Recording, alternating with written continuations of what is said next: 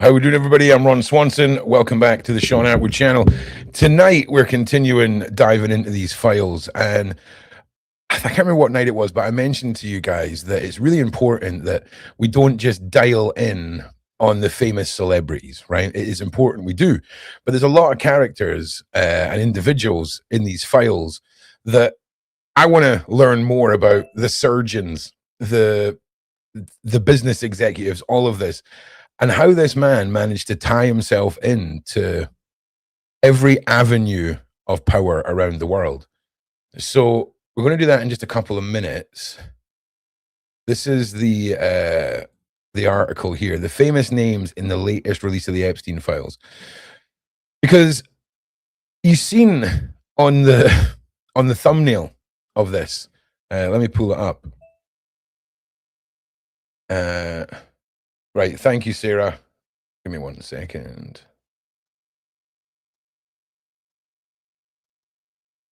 Oh, God. I've clicked on the wrong thing. There we go. Right. 1 second.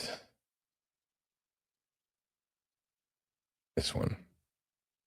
Like, who the hell is in this email? Thank you for a fun night. Your littlest girl was a little naughty.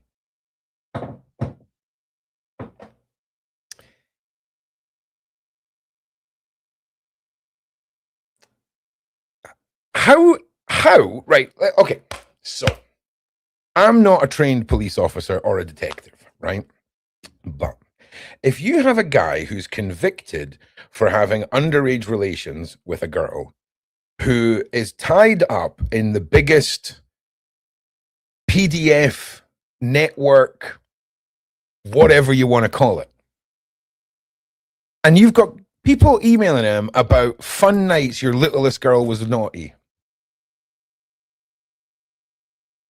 I'm not saying I'm some smart guy, right? But I'm thinking I'd want to have a word with him, okay? I think I'd want to be checking some hard drives, okay? Because this is what is driving me insane. It's the repeated staring in the face of it all. And this is a complicated pile of files, right? And today I found a TikTok, right, which I'm going to play for you guys. It is by it's a channel called I Can't Even Productions, and he's used AI to lay out the journey of Epstein. Now, some of you might have seen this. It had copyright music on it, so I've had to remove the copyright music.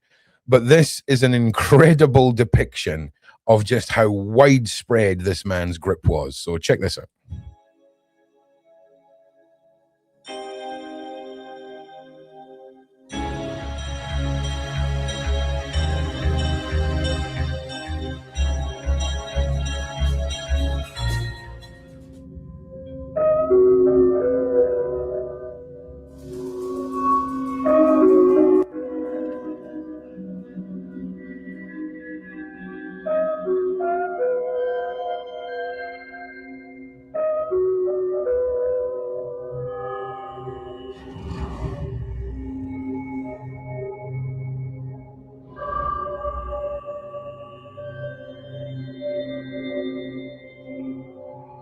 Really puts it in perspective.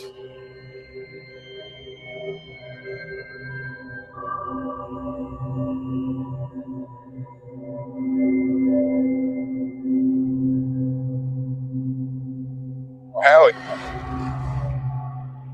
Hell yeah. Epstein.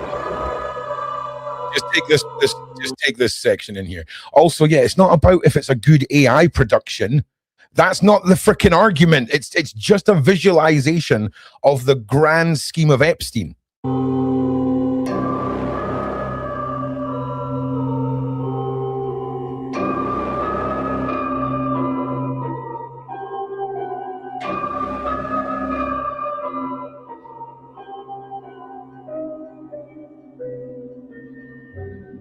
It is just such a great bit, like a great visual. All the Nickelodeon. Listen, do you know what's crazy about the Nickelodeon situation? this. I mean, it's a bit of a conspiracy one, but yeah, he was Island Boys, right? Yeah.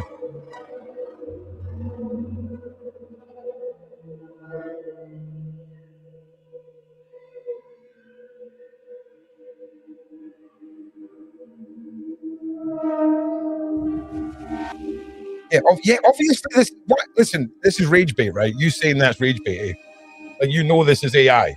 You know that I'm not sitting here telling you this is a real video, right? We all understand that, right? We all understood that before I click play, right?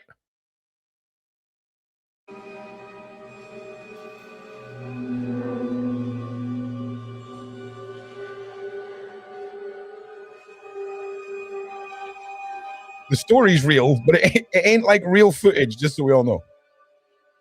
Yes, good. Thank you, Winsy.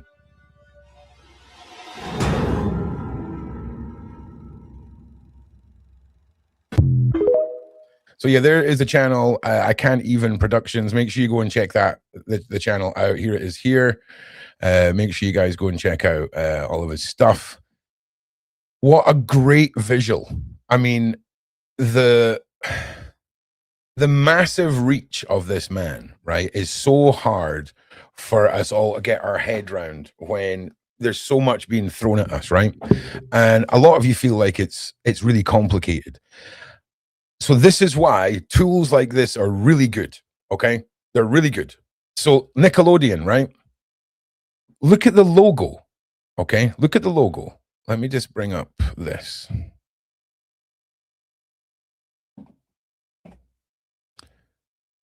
So for a long time, Nickelodeon's logo was this, right?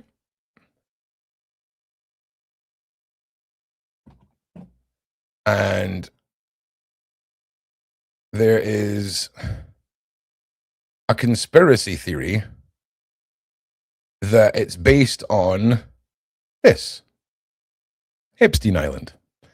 There's ties with, what the hell was the guy's name? I can't remember the guy's name. That's not what we're here to talk about. We can do that another night. But the guy who was the lead producer for all of the kids shows, I mean, he was literally the Spielberg of kids shows. He had a foot fetish, and he liked being inappropriate with kids.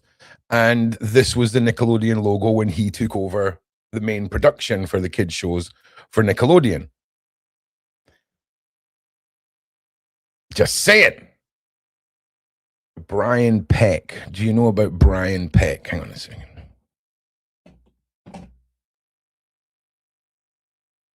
Brian Peck's American. Okay.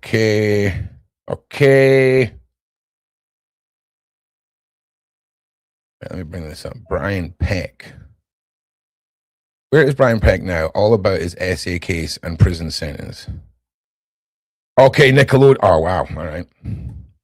Quiet on the Set in the Dark Side because he delves into the dark allegations against former Nickelodeon. Okay, yeah. See, what the hell was the other guy's name? Schneider. Thank you, Schneider. He's the main. This is who's depicted here. This is Schneider. This guy right here, who is currently eating pizza and hot dogs and grape soda with Epstein after, of course, he's been feasting on cheese pizza with a bunch of kids and all the slime references, right? Now, listen, if you want to, I'm going to start a mini series called The Cult of Epstein, where we go into the kids' TV side of things, where it's kids being covered in slime, inappropriateness, all of this, because see if you just cut yourself off at, there was an email between him and Nickelodeon. See when you see it, right? And you see how it was all in front of us, okay? And then you see how it ties in with these insane occult practices. Thank you. Yeah, Ariana Grande. I'm doing my best to get you guys guests as fast as I can for these shows, okay? And Paula and Beverly and all the friends of the channel will be hopping in and out. But this is our sort of night one with Ron by himself. So just stick with me. So let's jump into these the names that we're here to talk about, right? And let me just do this and do this. Okay, the famous names in the latest release of the Epstein files. There he is, freaking Gomer. Justice Department released what it says is the final trove of files related to the late Jeffrey Epstein, including emails between Epstein, Elon Musk, Bill Gates, as well as new photos with some famous associates. We will continue to update this article as we sift through the files. Now, tomorrow night, I'm going to be going through every single one of the video files. Okay, every single one of the video files that's been collated into a big, easy playlist for us. And I'm going to be honest with you. You know when you've seen the one of Jeffrey Epstein on the counter running around with those two girls, and you think to yourself, wow, Sky News has found the worst thing to put it in perspective.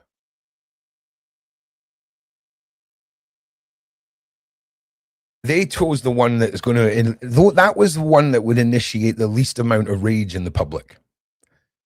And there's a lot of 2-second clips. There's a lot of like pointless clips.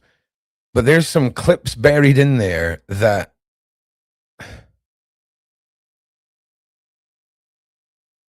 like you're obviously not hearing anything that you could associate with anything, if you know what I'm saying, right? But do you know how police forces and agencies identify a child through partial imagery, through how hips have formed, and like there's a very different shape, even if it's a big 13-year-old or whatever, a tall girl or whatever. And there's moments in these videos, man, where you're sitting watching a 2-second clip of a black box, and you know by the elbow or the knee what is going on. And it's really, it's the only way we're ever going to be able to truly understand the magnitude of this man's reach is by staring into the darkness and going through what's been released. And it's a long haul, but we're here for it. Okay, so like and subscribe. Let's continue on. Also, there's a lot of people in there, right, where the FBI have done a shitty job of covering their faces. Okay? I'm just saying, okay? Gentlemen, I might add, as gentlemen. And there's a lot of people that we need to know the faces of. There's a lot of people. There's a lot of reasons for it. It's not all just, 2-second clips of traumatizing, horrible, what the hell happened next moments. But man, whoever it was at the FBI who was just a normal guy, okay? Not any of the corrupt FBI, just a normal guy who had to watch all that, okay? Jesus. Okay, so Nathan, right? This guy. Who the hell is this guy, right? It's this guy. So we're going to make sure everybody knows who we're talking about. I think that's the best way of doing it, right? Nathan? Microphone getting on the social networks, including. Hang on a second. Hang on a second. Let's just for legal reasons double check what we're doing here.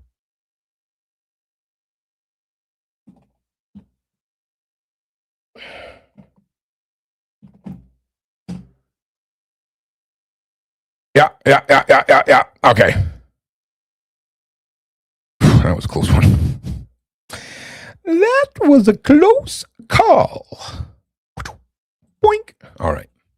So now we know who we're talking about, right? The billionaire and former Microsoft executive had a known association with Epstein, including submitting a baldy letter for Epstein's 2003 birthday book that included photographs of animals mating. The latest DOJ files show that Nathan also exchanged a bawdy joke with Epstein a decade later. In the 2013 exchange, Epstein wrote, "Thanks for the books. Pistachio ice cream didn't make it." Nathan responds, "It's. I'll show you this. We can all make our own minds up here. This is what it says. P something something something something Y doesn't FedEx well either. Some things you have to be there." So I'm imagining that's a P word describing lady bits.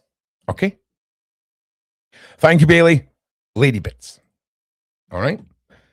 Doesn't FedEx well either. Some things you have to be there. Nathan previously told the Wall Street Journal that he only knew Epstein because he attended TED conferences and was a donor to the scientific research. Nathan didn't immediately respond to requests for comment. All right, now what I'll do is I'll just put that section up there. How are you feeling about that, buddy? Let's move on. So the next name, Børge. Old frickin' Børge. I'm butchering that. This gentleman. Hello there, sir. How are you? Welcome to the show.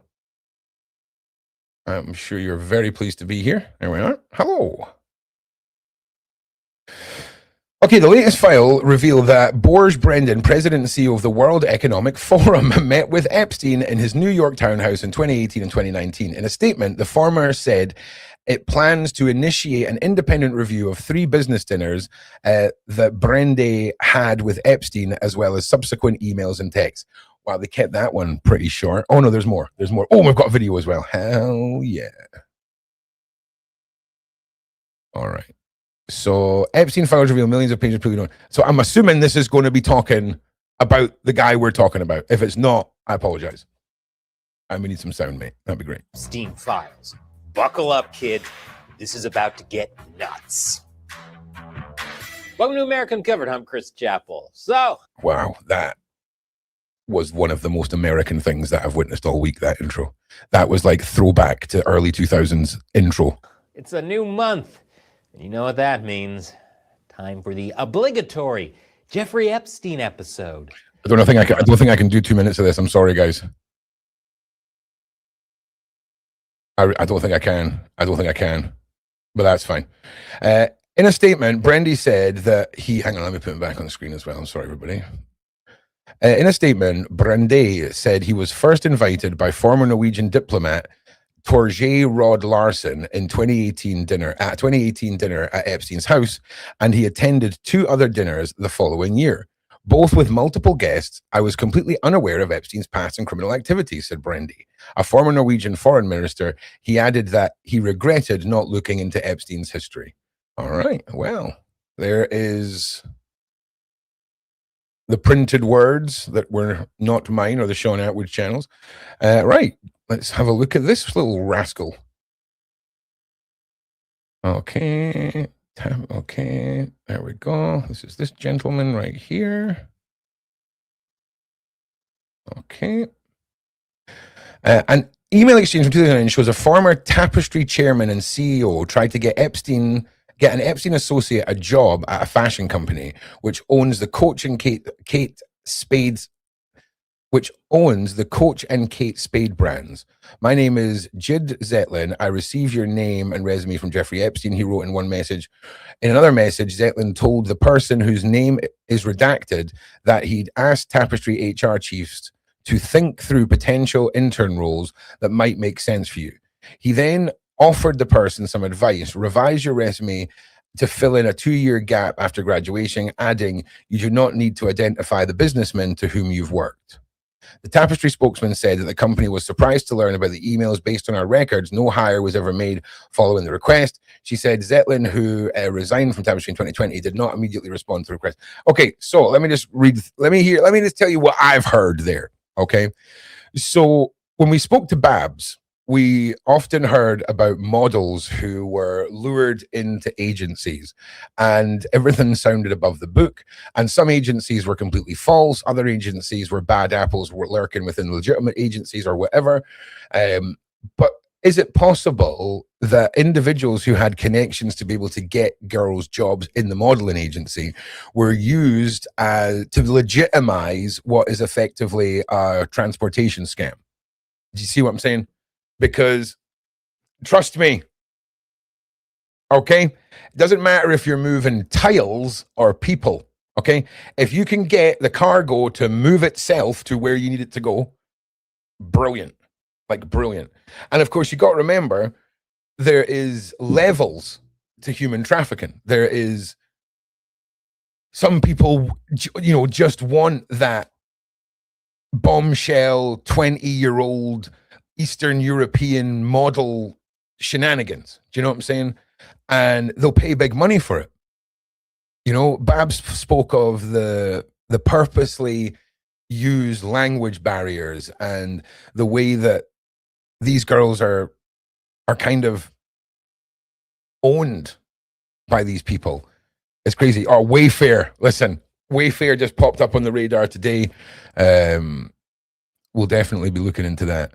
So when it comes to individuals like this, the reason that, I mean, this is kind of not as exciting as some of the other files, right? I mean, it's just guys talking. But these individuals that are in these positions of power are the tiny little links, okay, that we might not see direct bridges clear as day, but when we start putting little links together, right, all of this is going to start to web together, and the bigger picture is going to unfurl. People are saying Epstein is bottom of the rung. Anyone that you or me, the common man or woman, anyone that we can see on television or on the internet or whatever, they're all bottom of the ladder. Okay, Epstein included. He might be very near the top of the bottom of the ladder, if you know what I mean, the very bottom ladder. But the people that control all of this aren't in your faces. We're not talking about them because they're lesser. They're lesser known. They've mastered this. They've mastered this.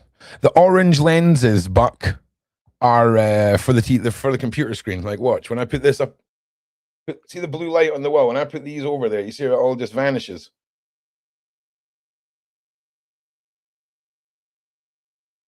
Like they're sick, bro. Like they're sick.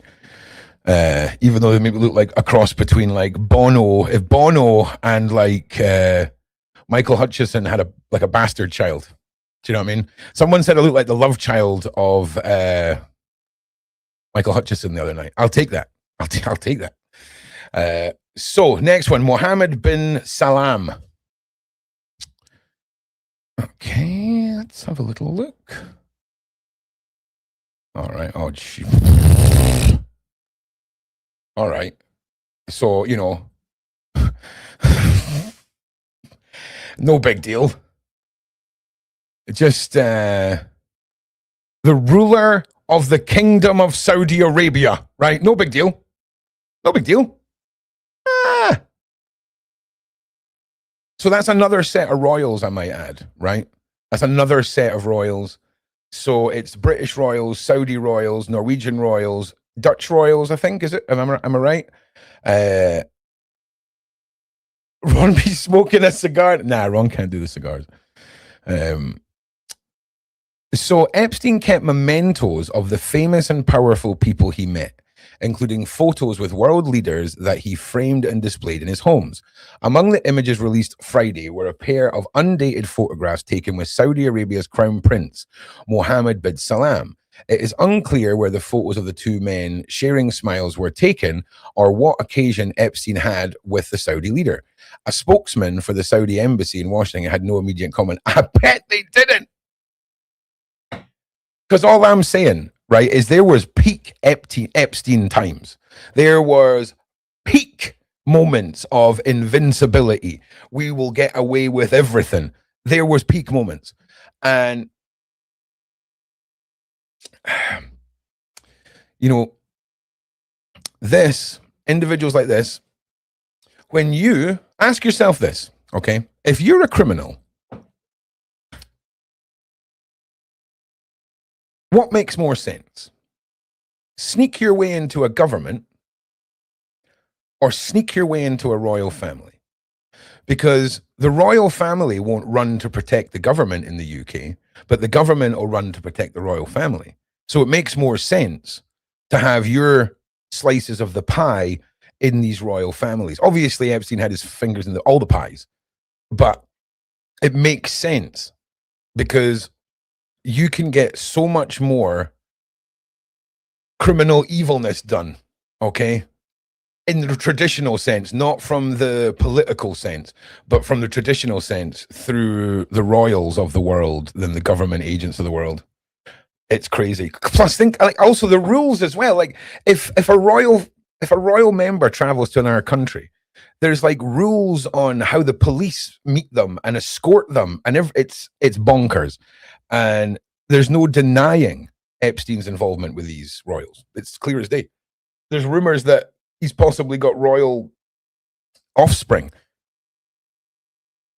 What was his big plan? Like, honestly. Because you got to understand, it's easy to say money, power, the kids, all of that. But that was his business. So what was his narcissistic, evil goal? What was his plan? Because, you know, if you think just now about your most wild hopes and dreams, what were his wild hopes and dreams? That's really what I'm getting at. So next, Steve Bannon. Epstein's relationship with... Oh, hang on. Let's just make sure we get old Stevie up here. Oh, God. Why do all these people look like someone's like turned down the color tone on their faces? Like, look at the grayness. Ugh. Oh, man, like that? Oh. Epstein's relationship with Steve Bannon was already known, but the new document shed further light on how much the two men corresponded in 2018 and 2019. Messages about that Bannon offered Epstein media tips, coaching him as he faced increasing media scrutiny in 2019. In one exchange, Bannon wrote, "We need to push back the lies and crush the PDF trafficking narrative and then rebuild you as a philanthropist." I read the messages, Steve. Okay? I read the messages. You were on board with Epstein trying to launch a YouTube channel where he got Woody Allen to edit his first podcast. And then you decided to go with that interview where Epstein is referred to as the smartest man in the room. Steve Bannon.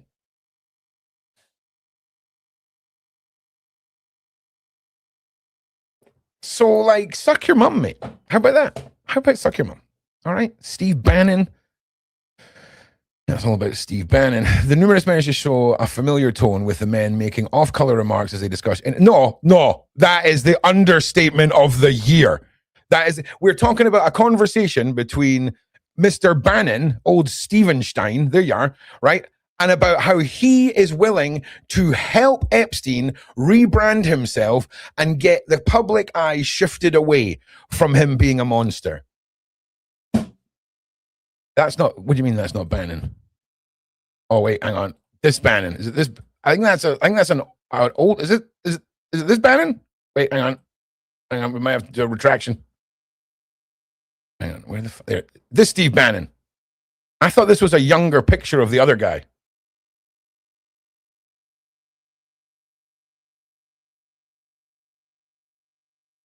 Because this is like 2016. Keeping Bannon. Okay, yeah, maybe it's this guy. It's this guy. Sorry, other Steve Bannon. It's this guy. It's this Steve Bannon. It's not the Australian Steve. Actually, wait a second. It's another Steve Bannon. Okay, let me just show you that I'm not a crazy person here. Okay.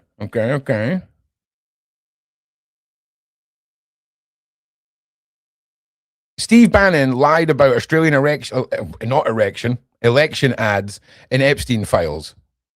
That's that guy. That's that guy. I was right. Oh, you can all suck your mums. Okay, I love you all, but damn. Here it is right here. Had Clive Palmer to do a 60 million anti-China climate change ads. Yeah, that's the objective. Next stop, Kazakhstan. Klembetov, smart. If you're there, Mongolia, more interested in some regards, I can set a meeting with the press in his yurt. No kidding. It sits on border. Oh, you can't see what I'm looking at. Sorry, everybody. Very understandable. Mongolia and Kazakhstan are keys. Lockdown between Putin. Oh my God. So yeah, that guy. This guy right here. Steve. Okay, so maybe there's two Steves. Maybe there's two Steve Bannons. Because you can see this guy, the guy I said it was Steve Bannon. There's his messages. There's his name right there. Steve Bannon. So if there's another Steve Bannon, you can also suck your mum. All right? That's Clive Palmer. Hang on a minute. Oh, that's Clive Palmer.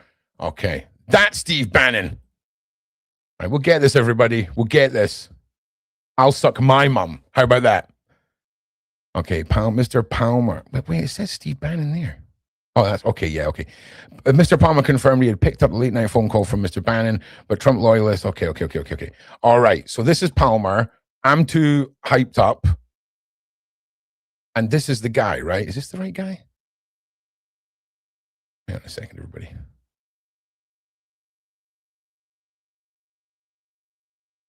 One second.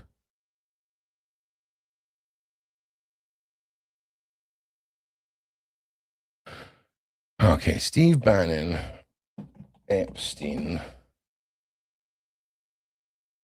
Okay, yeah, I think it is this guy. Yeah, here it is. Okay, thank you. Sorry, Mr. Palmer. I take it all back. I'm so sorry. And everyone who I told to suck their mothers, I take that back too. All right, we're learning together. Okay, Steve Bannon. I mean, to be considering, right? Considering helping an individual like this to rebrand their image. Let's say you didn't think Epstein was a global PDF trafficking individual, right? Let's say you didn't think that. You just thought he had relations with an underage girl, right? And done prison time for that. That's kind of mad in itself. Like, it's completely mad in itself that any company, I mean, just try and figure that out in your head, right? A company that would be willing to put their name against Epstein to rebrand his image. And I mean, they went ahead with the podcast and the interview. It's not like they shelved it. They did it. So they went ahead. What does that mean? What does that mean? I know it's easy to just go past these and go, okay, well, but what the hell does that mean? So does that mean that Steve Bannon was completely fine with rebranding a PDF file? Was he unaware of the scale of it all? I just don't see how you could be so unaware of it all. I really don't.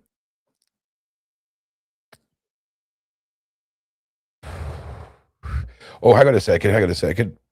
What was that? Somebody just said something. Universe Middle Productions. Steve Bannon is there to protect the people in the files. Interesting. And again, you guys will probably know a lot more about set individuals because you've dialed in on them.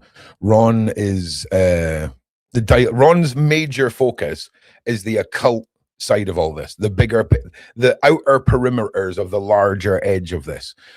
But it doesn't mean all the smaller sticks need to be ignored. Right, Peter Mandelson, we know all about him. He was the former liaison between the UK and the US. Mandelson was a former member of the Labour Party, known as his influential role as the party's Labour movement.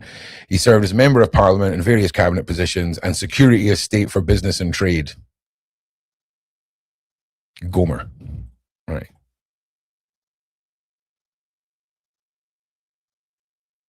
So here is Mandelson.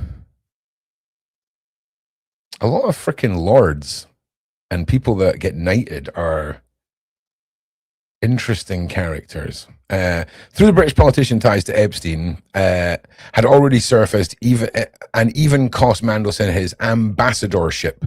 The documents released Friday further uncovered the extent of the two men's long relationship. The files prepared to show that Mandelson leaked confidential correspondence to Epstein and that Epstein wired $75,000 to his friend. Now, Mandelson goes on to say that he didn't notice 3 lots of 25K being deposited into his account.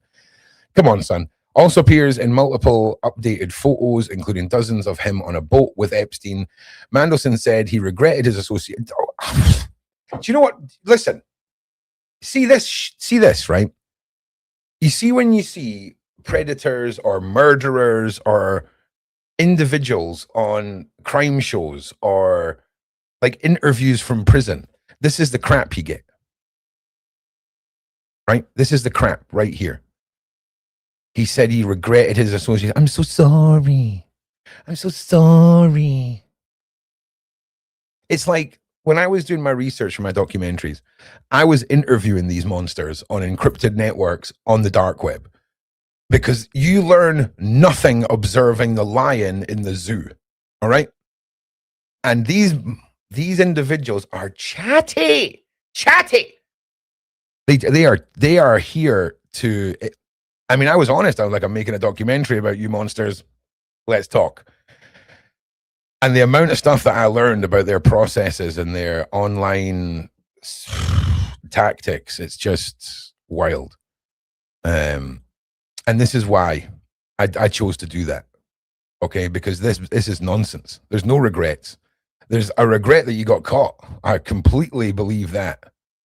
But there's no normality. There's no guilt. If you're an individual who does this with children, you're a psychopath. Okay? Regardless of whether you think children can consent or you are at the other end of the nightmare scale, you are a psychopath. You are incapable of understanding the feelings and the normality that we non-psychopaths have. Okay. On Sunday, he said that he had no recollection or record of receiving the funds, and he wanted to repeat my apology to the women and girls whose voices should have been heard long before now. Mate. So Sultan is the next one. I'm assuming I'm not going to get this wrong, please, internet. He's a smiley chap. Hang on.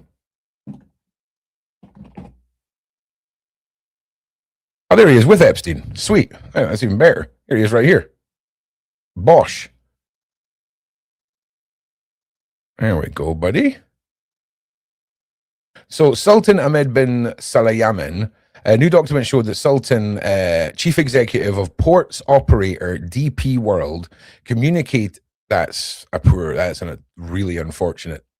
Communicated with Epstein for years and visited his private island, Little St. James. In one 2017 email exchange between the two men, they discussed arranging for a woman described as a personal masseuse at the private spa of our friend Jeffrey Epstein to work at the hotel in Turkey. Epstein later followed up writing, "I suggested I send my other assistant along." In 2016, Epstein bought a second private island in the Caribbean using the Dubai businessman to disguise his identity because the owner of the island didn't want to sell to Epstein. According to previously released documents and people familiar with the matter, in 2019, a spokesman told the Journal that bin Sulayem wasn't aware that his name was being used for the transaction and that he was considering legal options. Except I imagine you never, because you did. Against media outlets for associating bin Sulayem. Oh, against the media outlets for associating him with the offender. You're standing in his kitchen, bro.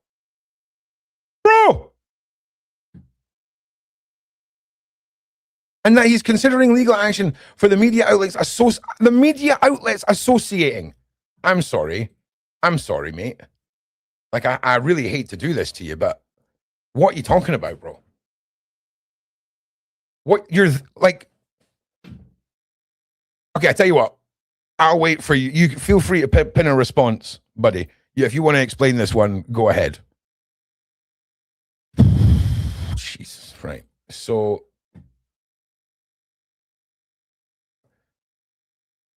Marc Rowan.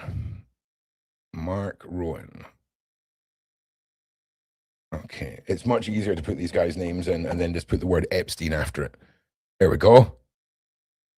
See, now it's the Financial Times that's legally responsible for identifying this man. Marc Rowan. There we go. Okay. Markenstein. There we go. Okay, so co-founder Leon Black, Apollo co-founder Leon Black was one of Epstein. Hang on a second. Wait a minute.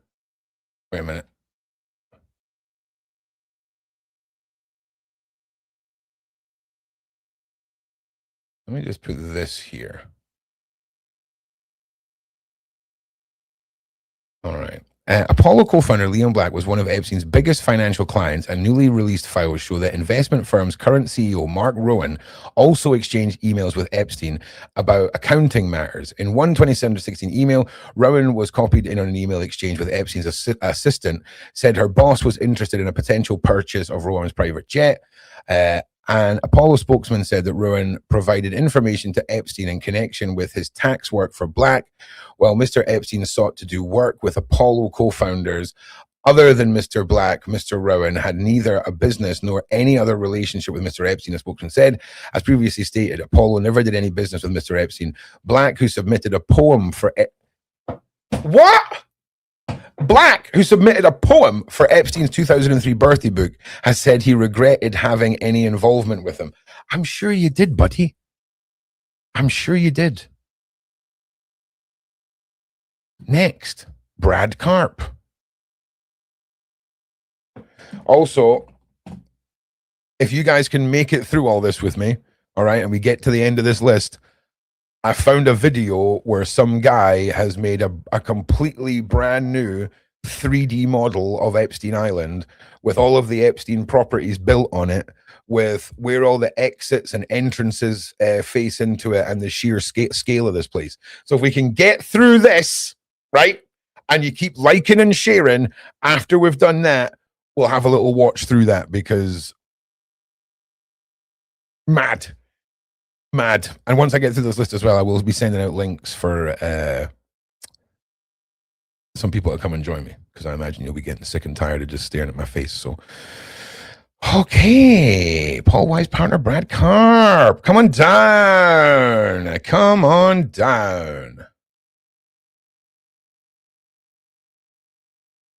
Hang on a second. And somebody in chat said, can somebody check with Gary Waterman? He was live, everybody. Okay, yeah, I hear you. Roger that. Roger. In fact, I'll do that right after the show. So this is like wish.com Captain Kirk right here. Brad Karp. Excuse me while I have a beverage.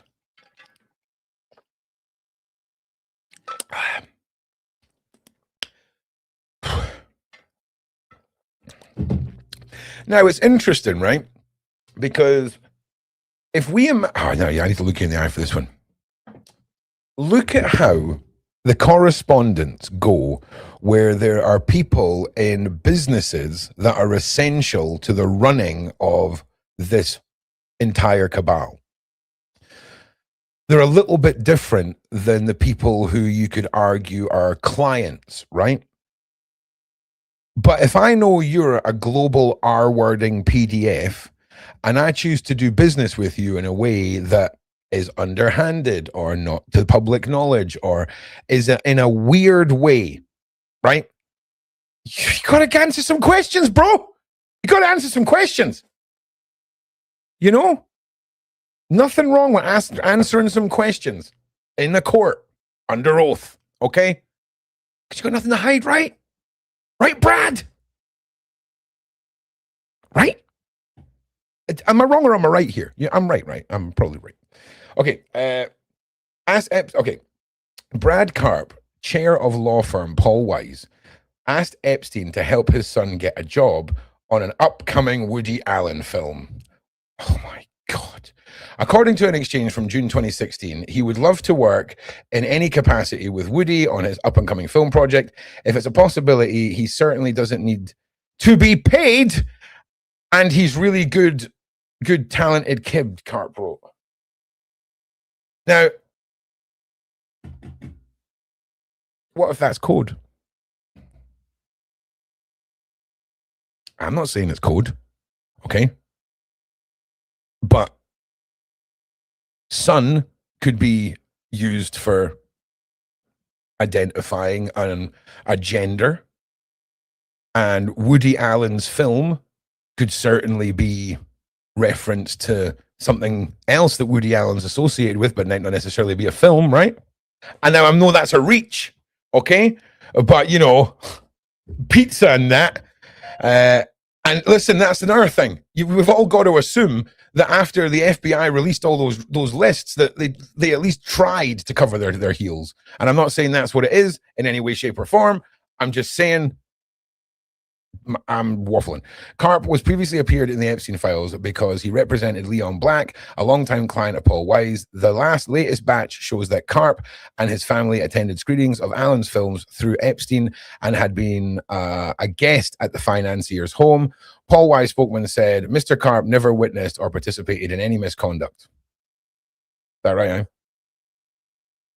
eh? Because has anyone come out and said that they've seen anything or were up to misconduct from all these guys? Huh? It's funny that. Mr. Karp attended 2 group dinners in New York City and had a small number of social interactions by email, of which he regrets it too, guys. He regrets it too, guys. George Mitchell. This is old Mitchelton here, I would imagine. Documents released Friday showed the former U.S. Senator and diplomat George Mitchell continued to associate with Epstein after his 2008 conviction. There are exchanges setting up meetings in 2011, emailed, in which Epstein wrote, George Mitchell is a very close friend and chairman of Piper, referring to the law firm DLA Piper. Mitchell traveled on Epstein's plane and submitted a birthday letter for his 2013 for his birthday book. Previously released documents showed he had denied associating with Epstein after 2008 jail sentence.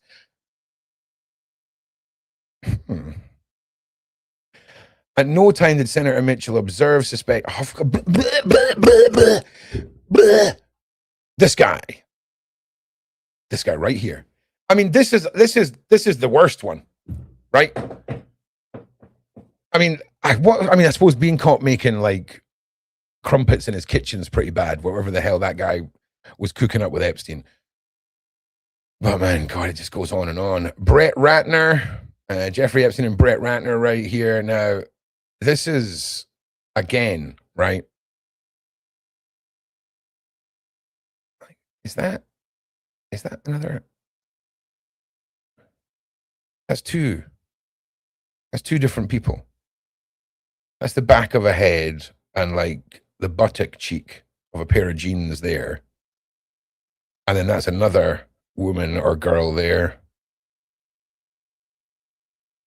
What we got in the background here? Photograph covered there. Can't really see much.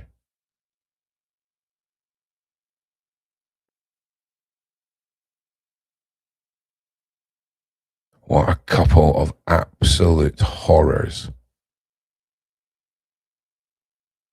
Because, like, for example, you know, like when you look at this bit of shoulder and back here, like if his hand is on her waist and there's only from where this marker is to here to where her shoulder is, it just doesn't look like an adult. And you got to remember, that's Epstein's legs. So when you look at this and the body comes down here, your eye tricks you into thinking that's her legs, but it's not.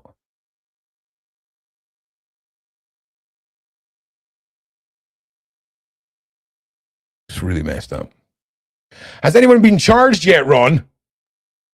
Frickin' Maxwell?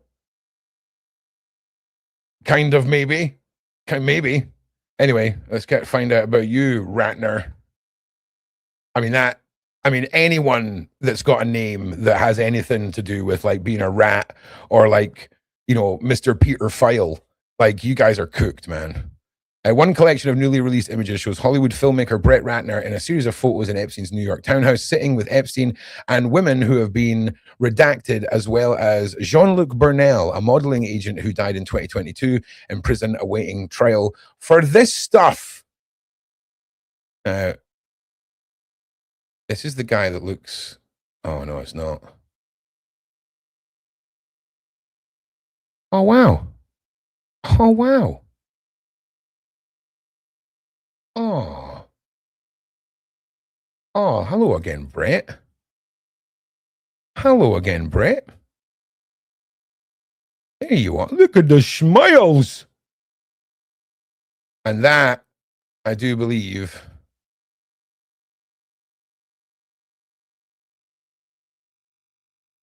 Oh my God, there's that photo without it being all redacted.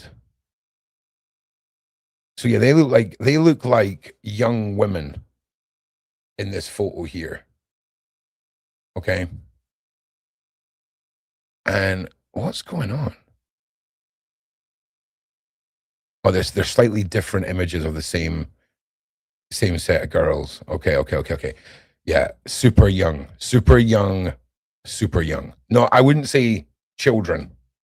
Okay. Super young. I mean, they're obviously, if they're minors, they're children, but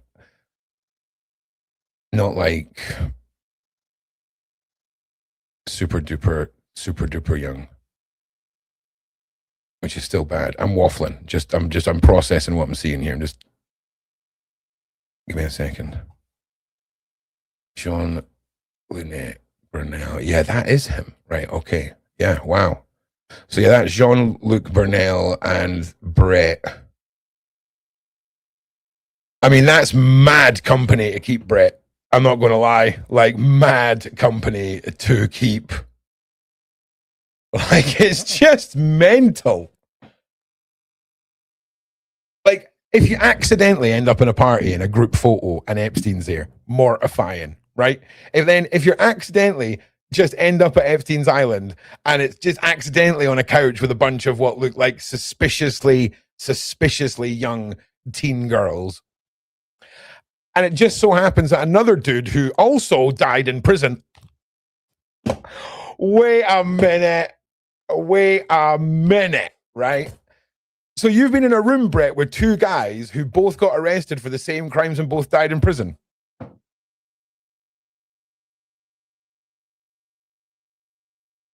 Yeah? All right, cool. Yeah. Oh, Mr. Musk. Elon Musk. I mean, we all know who Elon Musk is, right? But, we've got it just in case there's that one guy who this is the first day he's ever used the internet. His parents have left the house. He's logged into the AOL online, and here he is. All right, let's put up serious one. Let's put up a serious one. I'm gonna have him staring into your soul. Boing. All right. Okay. The Trove released Friday contained numerous references to Musk, including some private correspondence between Musk and Epstein. Oh, these guys, man. Like, if anybody wakes up and the rest of us are still sleeping, let us know, because this is wild. The Trove released Friday contained numerous references to Musk, including some private correspondence between Musk and Epstein. One email exchange, which runs from mid-December 2013 to early 14, shows the two men coordinating a possible holiday visit to Epstein's compound in the U.S. Virginia Islands. Now, this is mad, okay? Because look at this guy's face. Look at all the stuff we've heard. Listen to everything that's happened.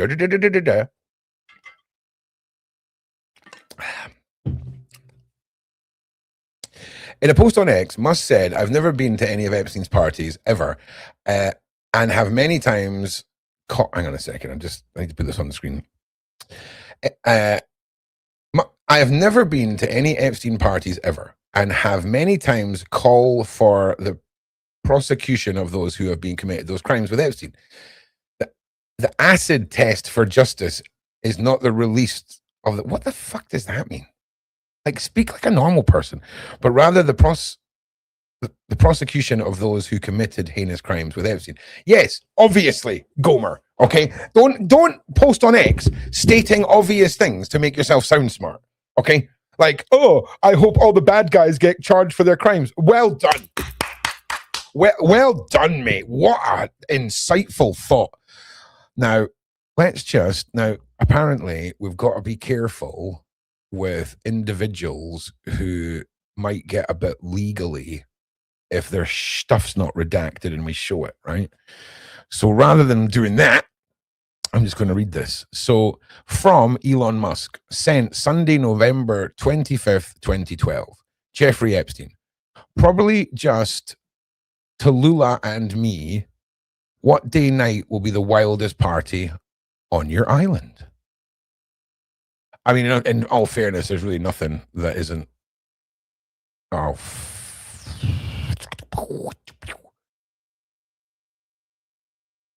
Okay. Probably just Tallulah and me. What day night would be the wildest party on your island? Jeffrey Epstein. Saturday, November 24th, 2012. To Elon Musk. How many people will you be for the heli to the island? The information contained in this the information contained in this communication is confidential. Maybe is that right? Well, boy, have the turntables have turned, sir. Okay. There was also reference to another planned get together in 2012 and 2014, including island visits, meals, and meeting with ex-base. Okay, so there's one. If it's one, I'm hoping it's going to be right. There's a couple of things that are a bit more damning than others. Sorry, didn't work. Out just getting over it. How was your trip? That was from Jeffrey to Elon. Elon wrote, no problem. How was your trip? No problem. Okay. Bad news. Unfortunately, my schedule will keep me in New York. I was really looking forward to finally spending some time together with. Do you know what's interesting? I'm going to read this. With some fun as the agenda. I'm very disappointed. Hopefully, we can schedule another time in the near future. And that was.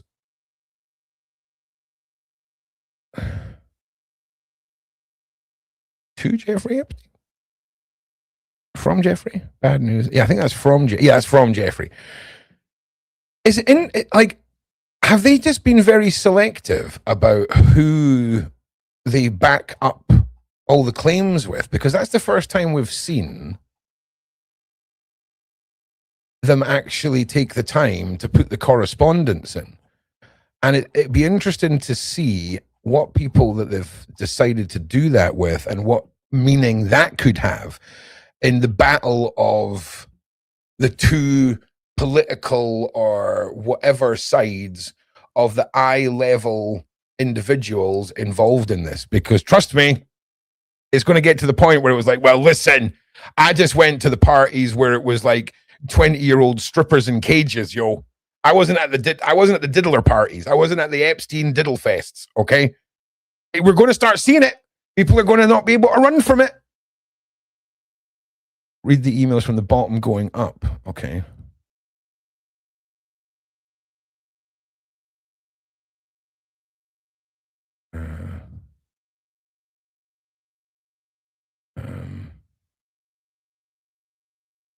Hang on. Too many tabs. Too many tabs open. I'm not like off my nut on tabs. So I've got to read it up the way. Okay.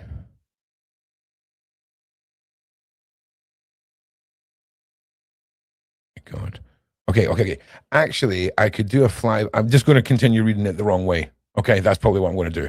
All right, I'm not going to lie. I could fly back early on the 3rd. We will be on St. Bart's. When should we head to your island? On the 2nd. I need to fly back to LA on the night of the 2nd. Am I reading this the wrong way?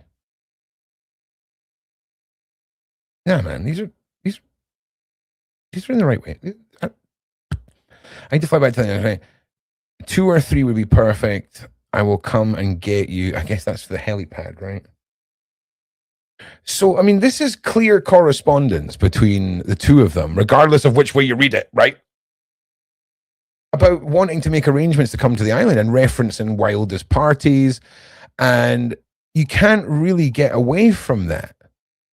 It's one thing if you're a lawyer or one of these other previous businessmen, and there is a clear indication that if you're a slippery enough eel, you can argue that this was Ron, read Ghislaine's response to Elon. Hang on, let me just save that. I'll come back to that. God, I've derailed my own train of thought. I'm sorry. No, I've lost it. Okay, on to Bill Gates. We all know who Bill Gates is. In 2013, emails sent to himself, Epstein referred a marital dispute between Bill Gates and Melinda Gates. We learned whether the emails were sent or not to anyone, or whether Epstein was writing them for himself or someone else. Now, I'm not going to read all this because I know at least 4 or 5 of you just clicked off when you thought, if Ron's about to read all this, I can't sit through Ron going, I get it, right? So the gist is that Bill Gates contracted a couple of STIs from some of the ladies that were supplied by Jeffrey Epstein, and he then passed those lovely gifts on to his wife. And this guy asked Jeffrey Epstein for some sort of drug that he could unknowingly give to his wife to clear up the clap, right? Then Jeffrey said no, and then Bill Gates canceled Jeffrey Epstein's Xbox Live subscription. Like, do you understand? Like, you're a billionaire software developer. Someone tells you no, and then you go and just ban their Xbox account. It's crazy. I mean, it's so petty. And the reason I'm talking about it is because it's so stupid. It's in the files. Like, it's so it's wild. So that's where that all came from. Now, a spokesman for Bill Gates called the claims in the emails absolutely absurd and completely false. The only thing these documents demonstrate is Epstein's frustration that he did not have an ongoing relationship with Gates and that the lengths he would go to entrap and defame. So it's interesting. It's interesting who's going to get to crawl away. Oh, Richie. Old Richenstein. I mean, that's a damning photograph. It's just, how do you talk your way out of that? I mean, unless you were like, oh, I didn't know who it was. He bumped into me at Disneyland and wanted a picture because he's a Branson fan. I don't think it's going to work out like that. The billionaire businessman, best known for co-founding Virgin Group, also appeared in multiple documents produced Friday, including email threads and with Epstein and his assistant, and an undated image of Branson and Epstein on a tropical island. In 2013, email exchange emailed Branson thanking him for his hospitality. Branson replied, anytime you're in the area, would love to see you, as long as you bring your harem. Oh, that is damning, Branson. That is damning, sir. That is damning. A Virgin Group spokesman said that Branson sent a 2013 email hosting Epstein as part of the business meeting on Branson's private island, and that Epstein arrived with 3 adult women who Epstein referred to as his harem. Okay, listen. We've got to remember how some of these women end up here. Okay, these aren't going to be young women that have been dragged off of the streets of some crazy place and thrown in the back of a van. Okay, these are manipulated and brainwashed individuals who have ended up thinking that by working with these individuals, it's going to further their career.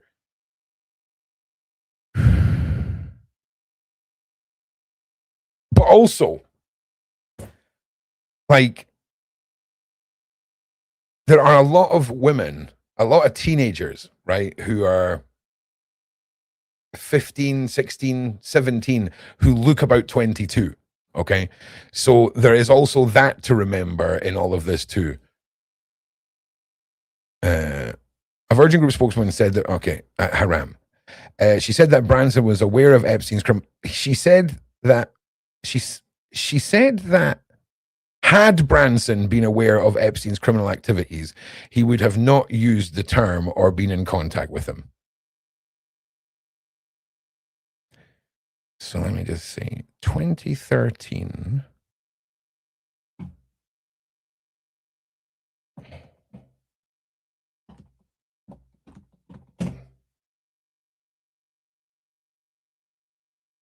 Okay.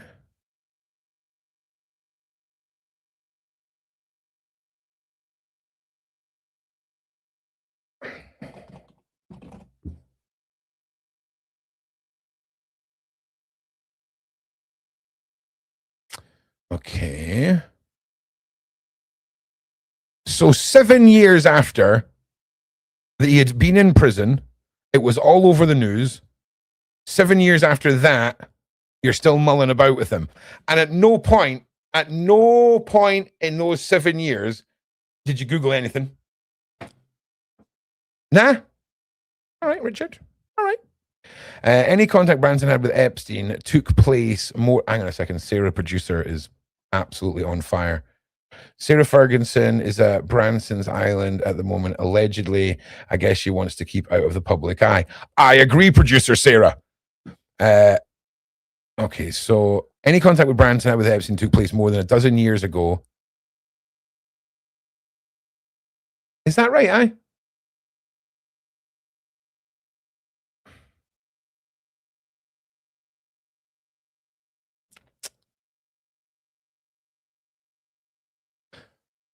Okay, hang on a minute. Hang on a goddamn minute. What?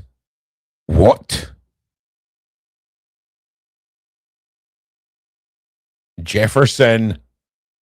Old Jeffenstein. Okay. Dear Jeffrey, it was really nice. This is Branson, by the way.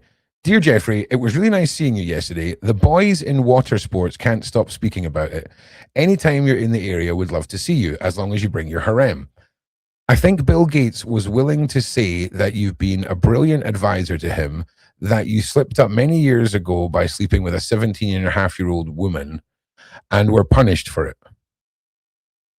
Wow, I mean, fucking hell. Like, the only other person that would say something like that is somebody else that slept with a 17-and-a-half-year-old. Like in UK terms, that would be like a 15-and-a-half-year-old, like 6 months before you're legally, an adult. That's just mad. Never trust a philanthropist. Okay, so we're punished for it. And you've more than learned your lesson. And have done nothing that's against the law since. And yes, a single man, you seem to have a penchant, for women. But there's nothing wrong with that. Anyway, something along those lines. 20th September, sadly, I'm in the UK for that. I'll copy Peter Norris. Is there similar transaction you'd recommend to... I'll copy Peter Norris. Is there a similar transaction you'd recommend today? Is that insider trading? We definitely should be using all information we gain worldwide to trade currencies and trade oil. And if you've... What in the actual motherfuck... What is... Oh, man. It's just a boys' club, mate. This is just... The whole world is a game of Risk. Do you remember that game Risk? Bro, this is how these idiots are making decisions for the world on a goddamn Risk board. I mean, this is it. This is an actual picture of the Illuminati in their headquarters controlling the world.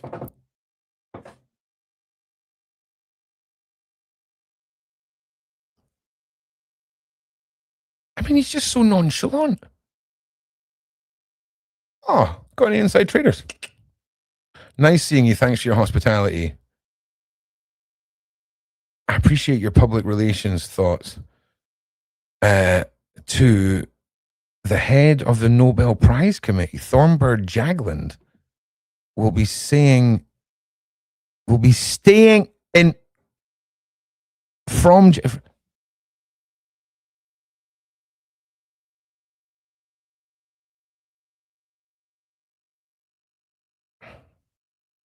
Nice seeing you. Thanks for your hospitality. I appreciate your public relations. The head of the Nobel Prize Committee, Thornbull Jai, will be staying in New York with me the week of the 20th of September. If you're there, you might find him interesting. The previous trade was buying out of the money calls on oil and selling out the money puts for a cashless transaction. Have you guys find quants that will search the data available to your COS? I'm on the island till Christmas. What the frick?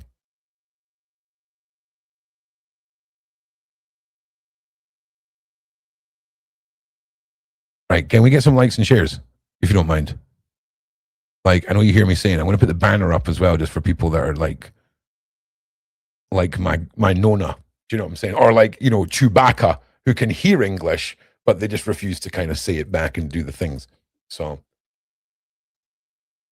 it's not the worst. No, trickster. Hey, trickster.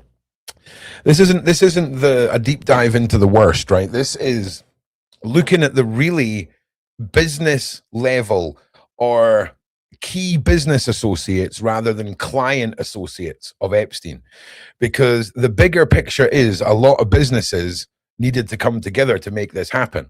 A lot of money, a lot of trades and transportation, and all of this took place in a legitimate business space.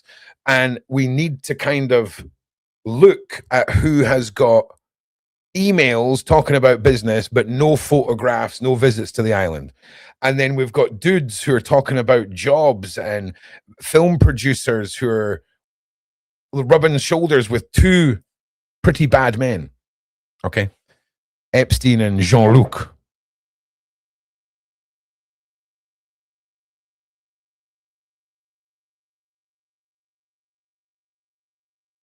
Yes.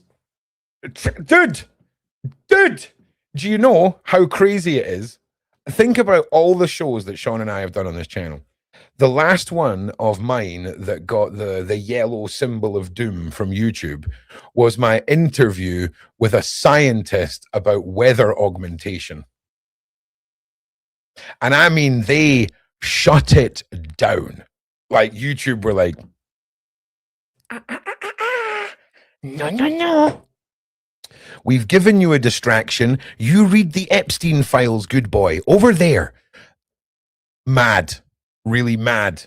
And you know, the other one that got hit was the very well trained at talking on YouTube survivor of that holy place where the Pope lives. And isn't it really interesting that when we look back on that video, right, this one, how many little references to things? I mean, look, there's Jay-Z and Weinstein in the background, right? I mean, 40 beheaded what? I got the boys in the pool. I mean, did you seen the interview that I done? And we spoke about this part of the Vatican, right? It's mad. It's mad. What even is that? I'm also hearing the files are quietly being deleted. Very possibly. That's why I always say, if you find something in the files, screenshot it, get the government DOJ link, and stick it in a Google Doc. Because, like, all of this is great. I mean, unless is that possibly the DOJ number down there? Right down here? It could be. I don't know. But I would prefer it if there was a link down here that I could click and it would take me to that thing. You know what I'm saying? The actual... oh my God, is Prince Andrew in the files? Mountbatten, Windsor. So good. The man formerly known as Prince. Okay.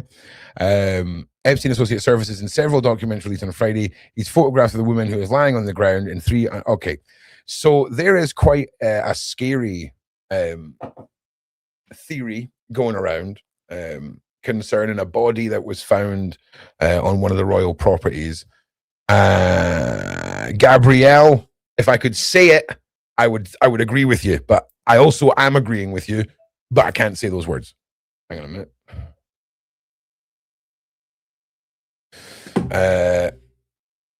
Sorry, I've just turned my DMs back on Discord, and they're all updating like a madness. This is the craziest thing. I mean, last year when the king started upping his pushing away of his brother, okay, publicly, royally, by via titles, all of this stuff, it felt like the king knew something else, right? Even Paula M was like, listen, something's coming. As she always does, right? She knows what she's talking about. And can I just say to you all, on a scale of 1 to 10, how bad is that? That's like a solid 10. In fact, let's say a solid 9.5, okay? The only other 5% is if he was actually in the act of something horrible, right? I mean, unconscious girl in an Epstein file, you're touching her, okay? I can see you, okay? It's a solid 10, right? I mean, other than the 9.5 analogy, right? So if this is the one they released, if this is the one that they went, right, out of all of them, this is the least bad. This is the least bad one. The one that has the unconscious girl and the former prince touching him. That's the least bad.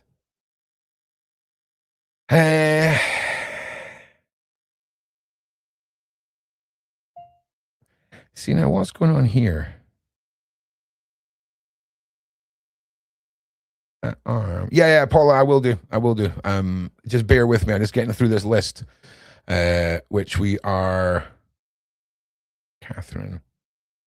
Okay, and where's the bottom of it? It's here. Okay, there's the bottom of it. And we were on Katherine somebody, right?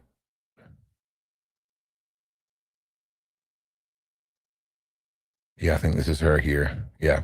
So we're almost there, Paula. We're almost there. I just want to get through this. And then, like I say, we've got a video of a breakdown of Epstein's island. Now, it may be a case that we put up on our stream for that, or we just continue it on here.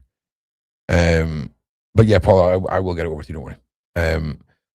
Katherine Rimler, who the frick are you? Flowers, wine, and Hermes bag.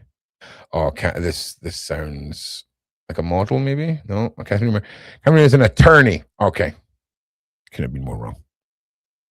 And we're going to put Epstein in there and let somebody else figure out who she is. There we go. Brilliant. Thank you. New Epstein about top Goldman lawyer Katherine Rimler spark international drama. Oh dear.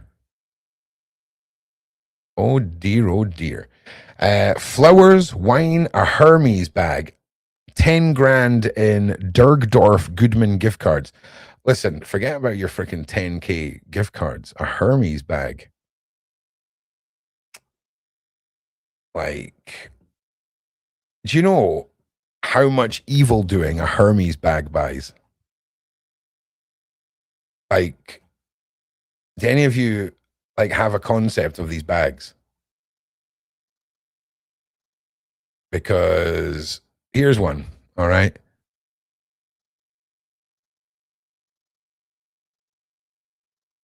Hermes Birkin 35, Himalayan crocodile, £105,000. Second hand.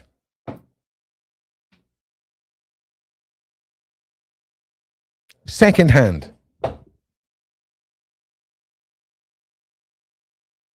I could literally make this. Okay, I've got like 13,000 hours in leathercraft. I'm a master level, but do you know how much the leather is? Crocodile's not. Anyway. So Hermes bag. All right. So just to put in context, that ain't nothing. A 10K gift card is probably to buy things to put on the Hermes bag. Okay, Spa Times, Apple Watch, 1 million Amex points. The list of some of the gifts Epstein sent Katherine on the new documents. Katherine, a former White House counsel under Barack Obama and now general counsel of Goldman Sachs, was at the time a lawyer and Latham and Watkins. Previous Epstein files release showed they corresponded frequently. She said her relationship with Epstein was professional and that she regularly interacted with criminals as part of her job. I regret ever knowing him and have enormous sympathy for the victims. All right, cool. So I believe that, right? You know, I talk to criminals all the time. What was it? Flowers, wine, Hermes bag. Okay. So he just apologized to the victims of his transport income, like empire. So you know where the money came from for your Hermes bag, right? You said that you knew you were talking to a criminal, right? Like, I'm not a lawyer, but I mean, that seems like a bit of a freaking... I mean... Oh my God, this is going to be her. This is going to be a lawyer talking, man. This is... like...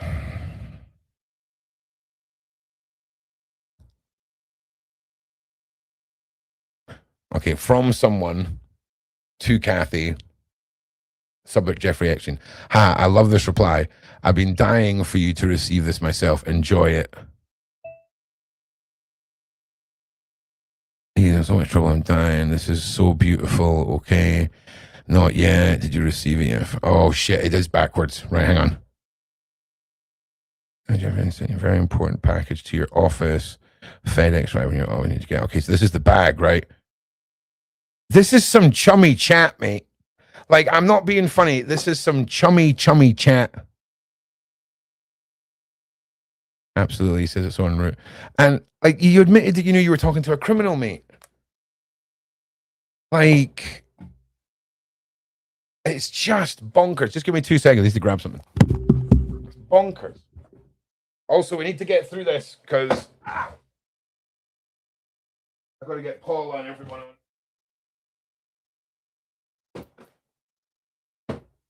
All right.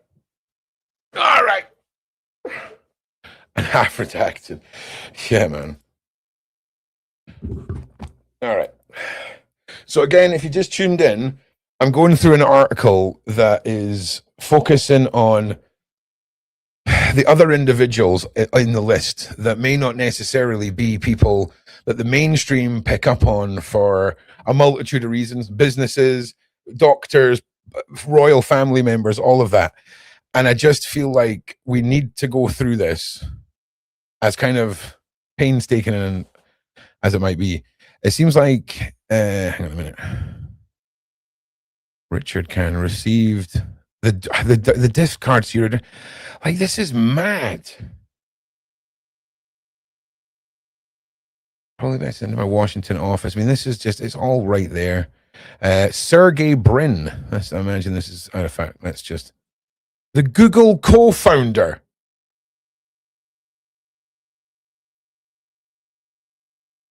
What the frick, man? Like, this is quite a mad, like, list of people. And these are the ones that were dumb enough to send him emails. All right? I've got a funny feeling all evil is conducted through fax machines and pigeons. The Google co-founder appears in an undated photograph on a visit to a tropical destination with women's faces redacted. Another document shows that one of the Epstein's accusers told Another document shows that one of Epstein's accusers told the Epstein victims claims administrator that she met Brin and his then wife when they spent the day on Epstein Island in January 2007 with Brunel, the modeling agency. Like that's like Jean-Luc Brunel. We just spoke about him. Epstein 2007 was advising Brin on setting up a tax-saving trust for his children. What? You do that? Your accountant does that, mate.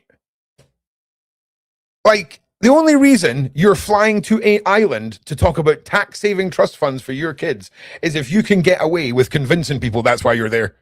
Like, I'm sorry. According to previously released documents, representatives for Brin, who hasn't publicly addressed his association with Epstein, didn't respond. I bet he didn't, mate. I bet you didn't, eh? How mad is it, Brin, that you founded something that I'm now looking you up on for being caught out as visiting an individual who is by far one of the darkest human beings to ever surface on the planet of this earth? You created my ability to do that, and I want to thank you.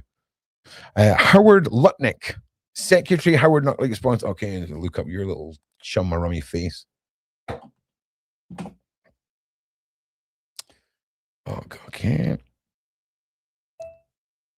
Oh, this guy looks like, see if you needed a really cheap actor to play like the Russian or Lithuanian or like Romanian bad dude in your movie. Bosh, right there. Okay, Howard Lutnick. Commerce Secretary Howard Lutnick corresponded with Epstein and planned to visit his island in 2012. The released documents show indicating that the former Cantor Fitzgerald CEO and longtime Trump associate kept in touch with Epstein for longer than he previously said. No way! It couldn't be determined whether the visit actually took place. Lutnick previously said in 2025 that he and his wife were invited to Epstein's house, which was next door to theirs. So you're his neighbor. Yeah.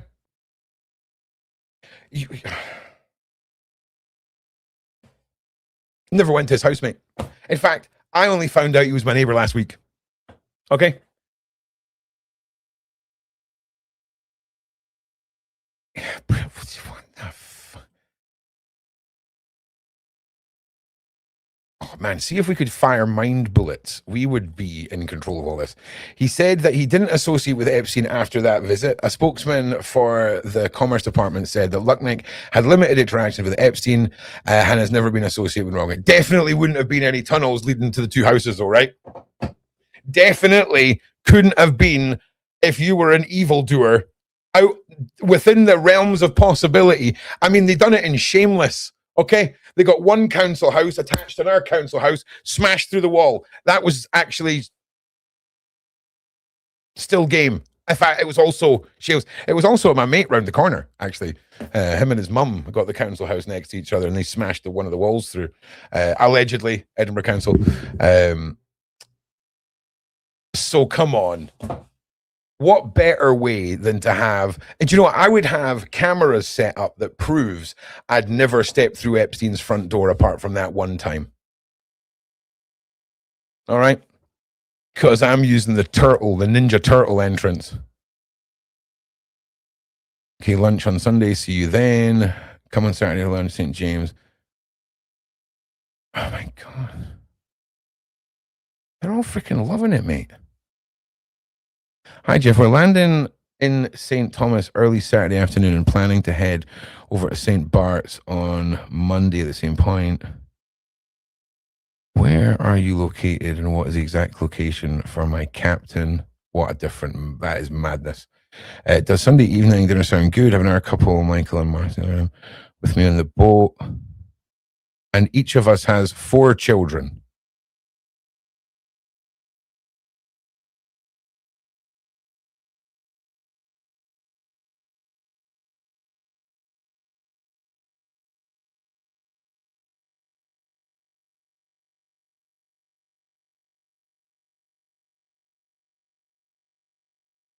All right, Michael and Marcy Herman. You people better have 8 children when I Google you. All right, how many kids you got?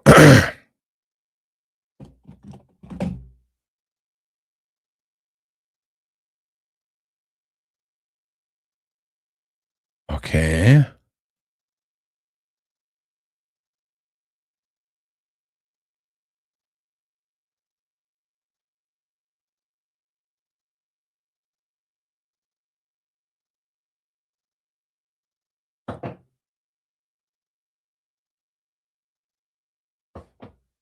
the Sunday evening for dinner sound good. I have another couple, Michael and Marcy, with me on my boat. And each of us has 4 children.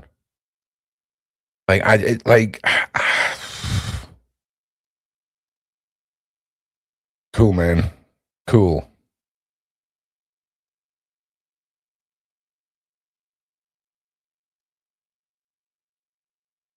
Files are pretty gross. All right, Steve Tisch. Okay, I know this guy. Okay, Giants owner. This guy right here. Steve Tisch, the co-owner of the New York Giants, exchanged emails with Epstein in 2013. 2013 was a big year. Okay, there seems to be a lot of stuff that has went down in 2013.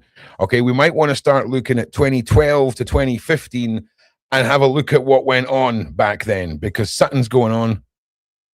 Tisch described having lunch with a very sweet girl. Okay. Guys, this is just me and the boys, right? The boys that are watching, right?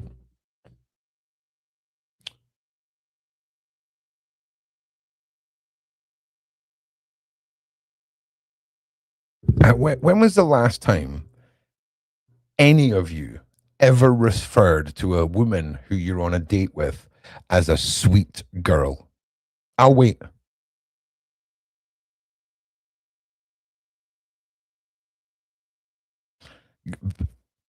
Like, a very sweet girl sounds like the sort of thing that you would say when what you want to say is illegal, right? Like, imagine if who's a boy? Who's a boy in here? Somebody tell me if you're a boy. Okay, who's a guy? Who's a guy in the side chat? Oh, there's a guy, right? Zip. Okay, Zip. Imagine we're on a phone call right now. Oh, Zip, I was out for lunch today. Oh, how did the date go? She was a very sweet girl. She's a little freaked by the age difference, so go slow. Obviously, that's not your advice, mate. I just want to say that. But that's what I've just read. That's what it said. Like, it just... Like, maybe if you're like a granddad, right? And you're at your granddaughter's birthday or your grandson's birthday, and it was like, oh, did you see the little girl that done the dance show at the birthday party? Oh, she was a sweet girl. That makes sense, right? But not when you're talking about a girl you've met at the Epstein house and took out for a date. That's what you say when you say the reality, you go to jail. In this statement, he said he had a brief association and were exchanged emails about adult women. Nothing sounds dodgy when you have to say that out loud. In addition, we discussed movies, philanthropy, and investments. I bet you did. Did you discuss helping anyone get jobs or positions in movies? I mean, I can't imagine it's sports, but that's okay. I did not take up any of his invitations and neither went to his island. Okay, but you just met that girl at his house, though. All right. And we all know he was a terrible person and someone deeply regretted associating with. On Monday, the National Football League said it was aware of the reports, and Steve responds, our Irvis will look for... Oh, man. Steve, are you the sports side of this sacrificial lamb? Like, how many star quarterbacks and like $1 billion franchises pin on you being the fall guy for the sports side of this?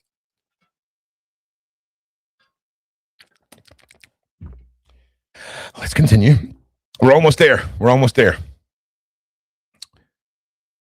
Hi Jeffrey, just had lunch with your assistant's friend who I met at your house Wednesday morning. Very sweet girl. Do you know anything about her? Thanks. Steve. What? Oh. Okay. Which one of them is this?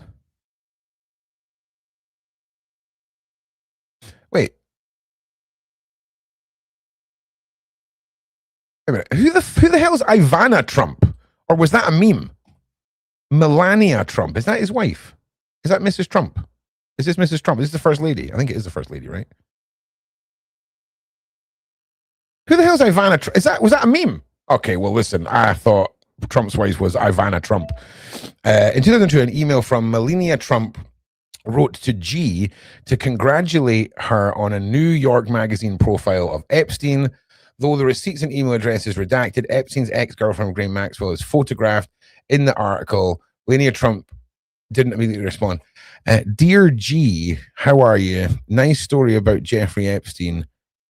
Okay, so this was before his convictions, okay? So when I look at emails like this, all right, I think to myself, hang on a minute, let me read the email. Nice story about Jimmy looking great on the picture. I know you're very busy flying all over the world. How is Palm Beach? Can't wait to go down. Give me a call. See, this seems like if you were talking to a friend, Jeffrey Epstein hasn't been charged as a PDF file yet. It sounds more like you haven't actually read the story. You're just being nice to your friend about what they've done, possibly. I'm not part of the Trump blindness, by the way, but we've got to make sure that the people who are guilty of things are accountable. Oh, hell yeah, we're at the bottom. We did it. Well done, everyone. Give yourselves a pat on the back. Now, give me the link. And I'll get that out to Paula and also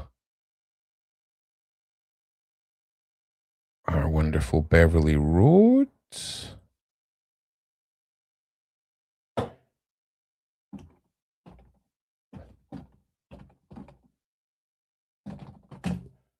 All right. Now,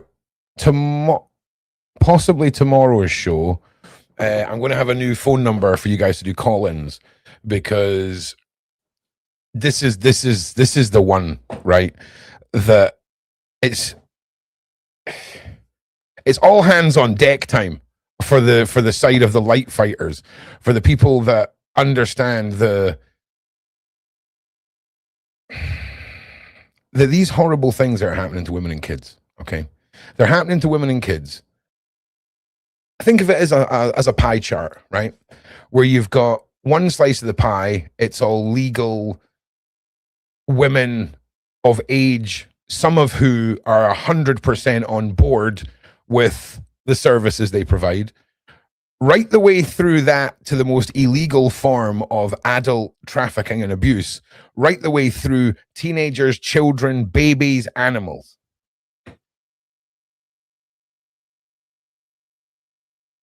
Now, the occult side of all of this, and the ritualistic side, and the importance of creating something unobtainable, okay?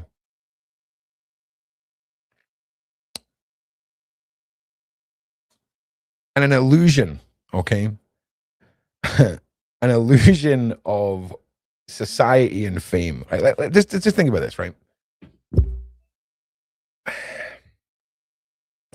So if you've got somebody in the music industry who gets taken on board and they're told that by doing these things, they will be given a greater stature in life. And you're also the people that have a multi-trillion-dollar banking industry, media industry, distribution industry. Fame isn't really what we think it is. It's completely fabricated when it comes to the highest points. We live in a world now where, I mean, I only really see it with music, but we've finally seen it with film, where YouTubers and individuals are going completely independent with stories, and it's breaking away from all of that.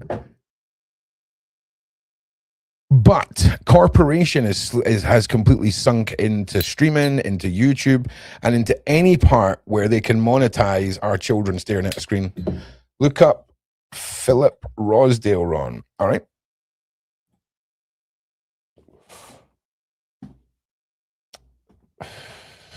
What was it? Rosdale.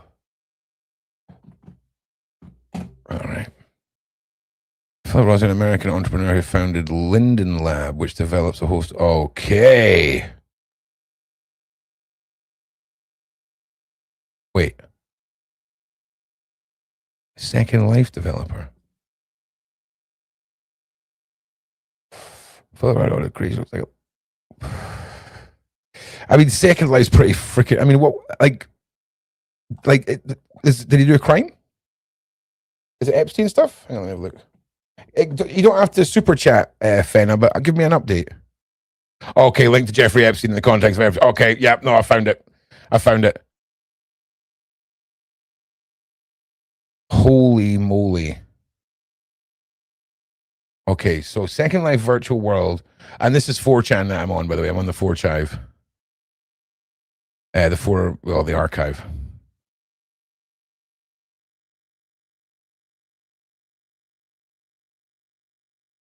And there's a lot of racist terminology, so I'm not going to put it on the screen.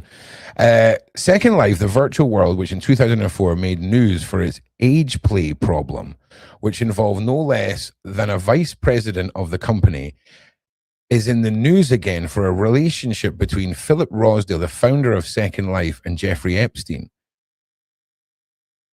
Some of the info we can extract from the Epstein files is that Jeffrey Epstein found about the game in 2009 because a guy named Boris Nokolik introduced him to it via email. So that's 2009. Okay. In 2011, Jeffrey Epstein and Philip Rosdale began communications both via email and phone calls. We can read about, oh my fuck, wait.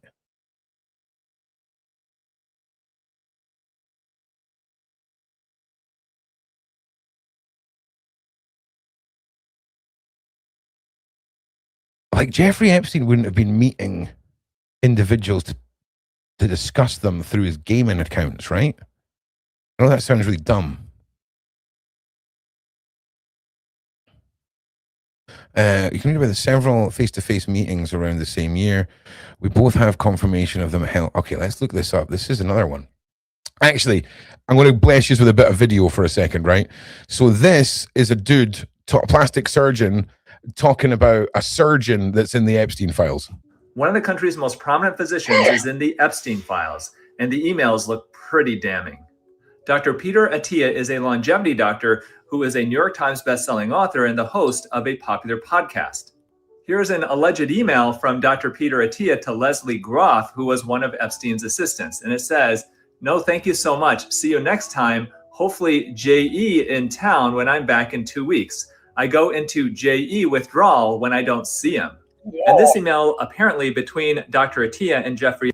That's damning. I go into Jeffrey Epstein withdrawals when I don't see him. You cannot summarize that up as a passive first time conversation. Epstein with the subject, "Got a fresh shipment.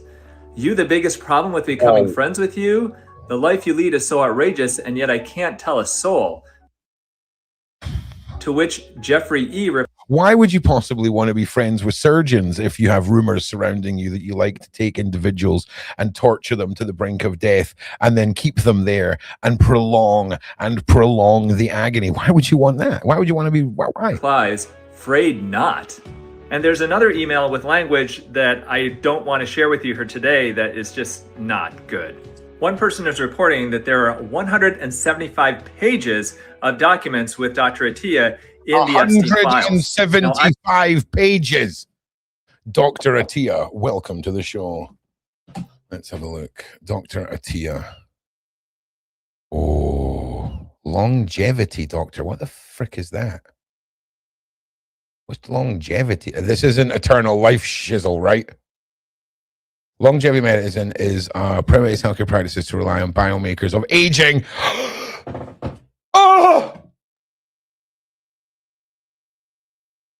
Oh man, now we're freaking. What is going on here? Hang on. Marketplace, Second Life. Thank you, Brute. Okay, well, what the actual frick is this? This is the items you can buy in the game. Is this what you're saying? Like, I literally cannot show you this on YouTube. Like, I cannot show you this on YouTube. Like, it's all naked adult avatars. like mega boobies, see-through clothing. What the like, see, it's like, it's all great. See if this is like an adult game, marketed as an adult game, you're locked behind paywalls, it's all for the adults to be doing adult things. Fine. But don't market it as a kid's game and then sell. I mean, I can't show you any of it. I literally cannot show you any of it. Anyway, back to the previous thing that triggered me. Also, thank you for sending that over, mate. Longevity doctor.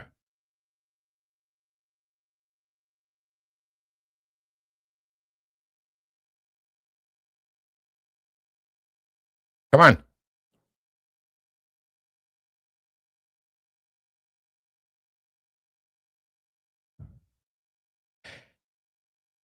Innovative approaches should be anchored in equity and evidence. Aging is a universal. Oh my God.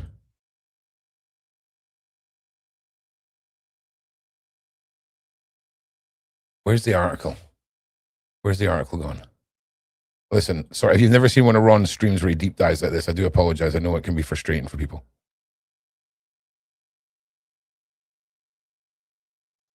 Okay. Okay.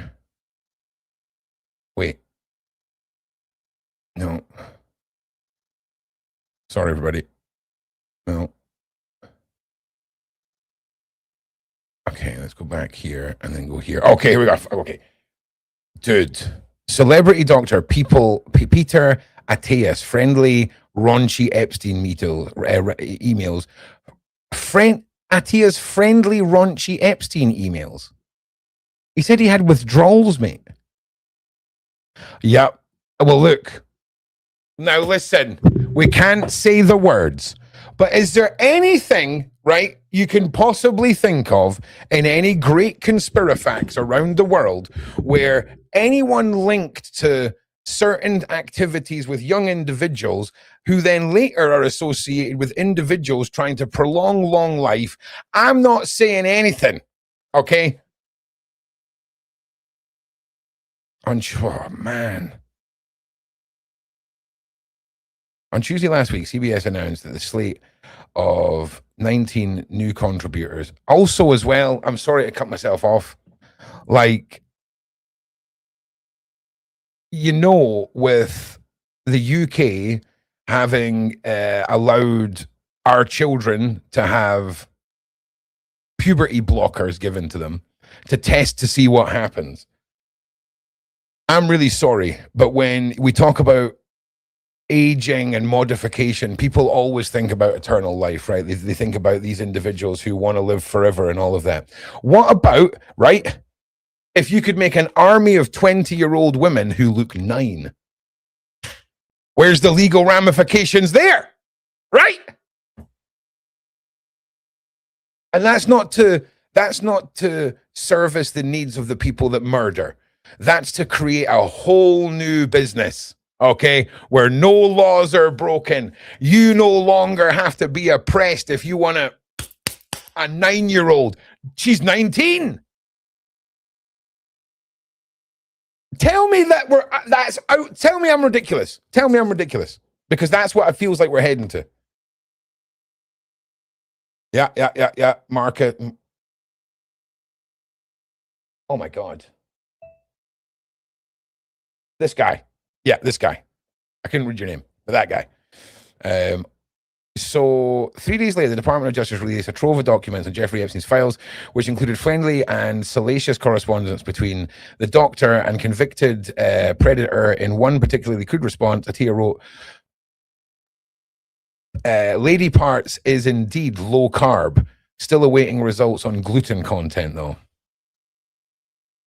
Some of the doctor's fans have expressed disgust since the emails were made public. One fan on Reddit, who said they learned a lot from Attia's work over the years, called him a morally bankrupt, social climbing egomaniac. That's a belter.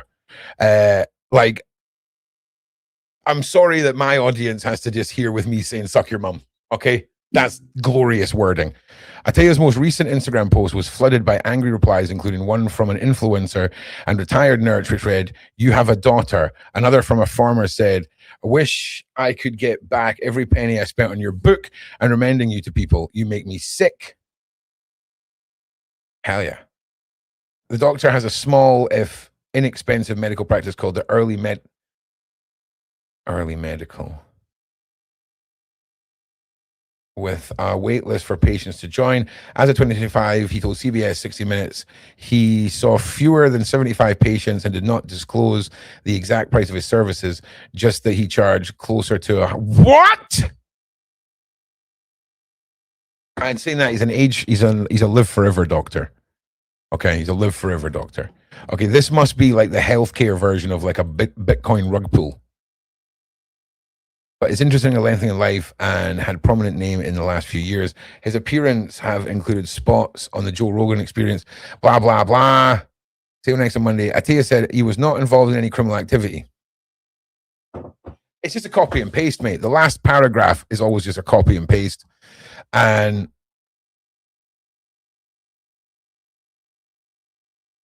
okay, so look, very quickly, we've got that doctor.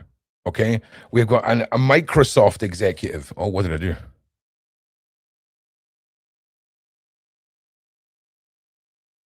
We've got a Microsoft executive, former Microsoft executive. We've got the president and CEO of the World Economic Forum. We've got the former Tapestry chairman and CEO for that's all fashion associated. We've literally have the crowned ruling prince of the Arab Emirates. We have Steve Bannon. That was the dude that tried to get his image looking good. Peter Mandelson, Sultan Ahmed bin Sulayem, Marc. I mean, that's possibly the guy, right? Another guy, Marc Rowan, co-founder and Ego's biggest and Epstein's biggest financial clients. Brad Karp. This is the guy that wanted to get the Woody Allen part for his kid. George, I mean, these are powerful people, right? And like, if you've ever had your own business or anything that you've built yourself, the last thing you want to do is crap all over it by associating with people like this. So it has to have something bigger than the value of your own legacy to you. And when it comes to the people that are being facilitated in stuff like this, not the people that are emails before his conviction, they've never been to the island, it all seems very business-like. Okay. But Epstein is proving to be one of the most motivated human beings I have ever encountered in my life. Like, I've got a theory that he would only sleep whilst his airplane is traveling places. Because, like, when's the guy sleeping?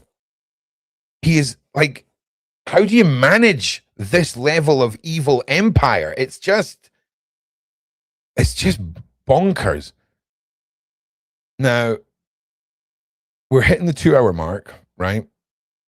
What I'll do is I'll play a little bit of this video, and then I think we'll call it a night at about the 2-hour mark, okay? Now, we got a lot of information out there. The point is, some of you will have been nurses, some of you have been doctors, some of you have been lawyers, blah, blah, blah. There's sections of these people that you, the viewer, will connect with on a level where you can relate to the world or business or whatever that they're involved in. Not the crime, but the business side. And it will bring light to how operations are done, why somebody would associate with somebody like this, all of that. Ron, we are past giving that pass. Epstein was there for one. Yeah, we are past giving that pass. Past giving what pass? No. Listen. We are going to be bogged down with individuals who pop up. Like I say, if you've had correspondence before Epstein was charged with any crimes, and there's one email and it was talking about some business crap, sound. Okay, still pay attention to it, but there is clear timelines that need heavier focus, and those timelines are any correspondence after his conviction and those meanings of those correspondence. Once we get through all them, then we'll go and do the before he was convicted monster stuff as well, 100%. That is if I how I'm doing things, but you guys do it however you want. You know what I mean? Dude, do you know what's funny? I was thinking about this earlier, right? Like, you know, all these talks about like time traveling people and all of that, like that's the vibe he gives. Like he gives me this like, and I'm purely talking about that from a how much evil empire this guy has built. He's freaking everywhere.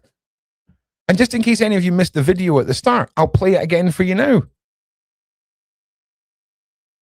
This is an AI generated video depicting everyone that Epstein rubbed shoulders with, that was in power with, all of that. And it's like 2.5 minutes long. I'm going to quickly grab a refill on my drink. So I'll be back in just 2 minutes. But just watch this again. If you didn't see it before, watch it. If you've already seen it, well, second time, here we go.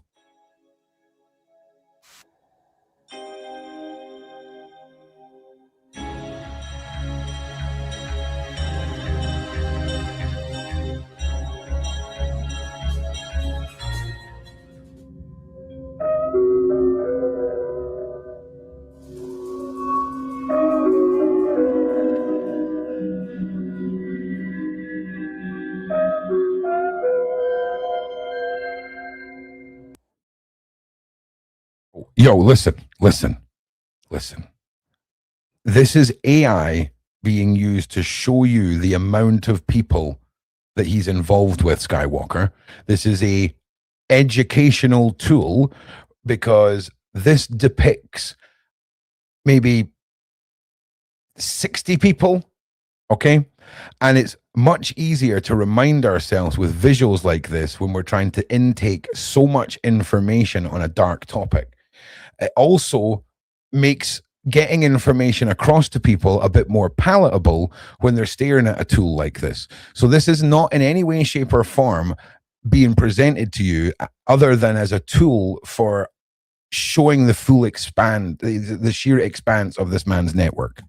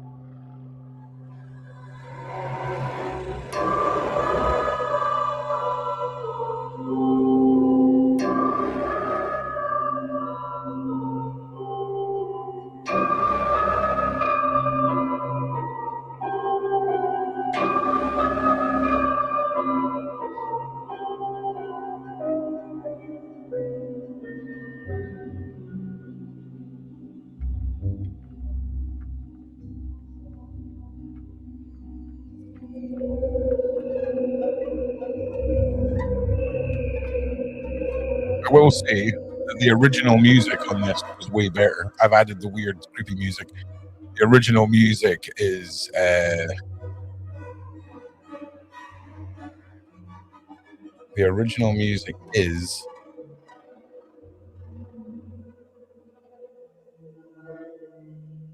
You Got It by Roy Orbison. Anything you want, you got it. Just a masterpiece of song choice. Oh, I am. What's happening? What's happening? Can you hear me? Yeah, we can hear you. I just made it through reading a big list of people who are the super rich and famous, but they're not perhaps the most well-known celebrity individuals that are associated. So that took a while, but we got through it all. Congratulations to anyone that's made it through all of that. I know Ron reading for 2 hours is almost, and it's actually a punishment in some countries. So yeah, but Paula, how are you? What's been happening? Oh, so much has been happening, Ron. Look, save the new Norwegian stuff for a separate show. Okay, save that. Well, Save that is that. absolutely so shocking. I am, you know what, Ron? Because we just had the Crown Prince of Norway issue a statement. Mm-hmm. And it is. Oh, yeah, you can give us the statement. Yeah, what's Well, so he's but you can't speak Norwegian, but he's talking about this is the gist of it. Okay. We come first. My priority is us. We fully back Marius, which is the criminal. My priority is to look after my other children. Keep in mind that all the kids are adults. All his children are adults. No, bring it up. Read the whole thing. So we're talking about the husband of the woman in the scandal, right? Is that the future king of Norway, defending Prince William, defending the ex-husband who was the trafficking monster. Is that what you're saying? No, defending. He's standing by the boy who is facing trial right The now. R-word charges. Okay. He says that they fully support him. I mean, I have this post here. I don't know if you want me to show it to you because I have him here.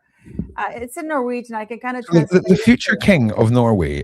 This is like the equivalent of William. He's backing his son. Now, I just want to make sure everyone understands. This is over 30 charges. Okay. 38 charges. 38 charges, yes. Including RSA, kinds of things. All kinds of things. Hang on, Paula. I'm pushing the wrong buttons.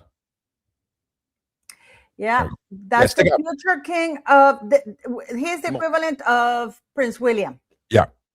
This is the equivalent of Prince William coming out right now saying that his first priority is Andrew, Prince Andrew, and his children, Eugenie and Beatrice, but at least Beatrice and Eugenie, as far as we know, are not convicted, are not at charge of criminals.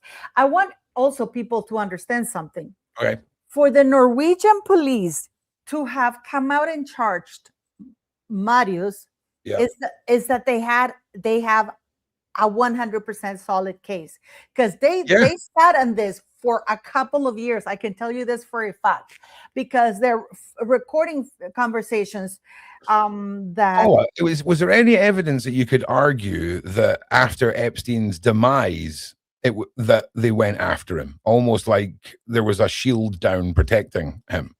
Well, you know, now that I sent you pictures of Mette-Marit with Marius, her son, who is the criminal.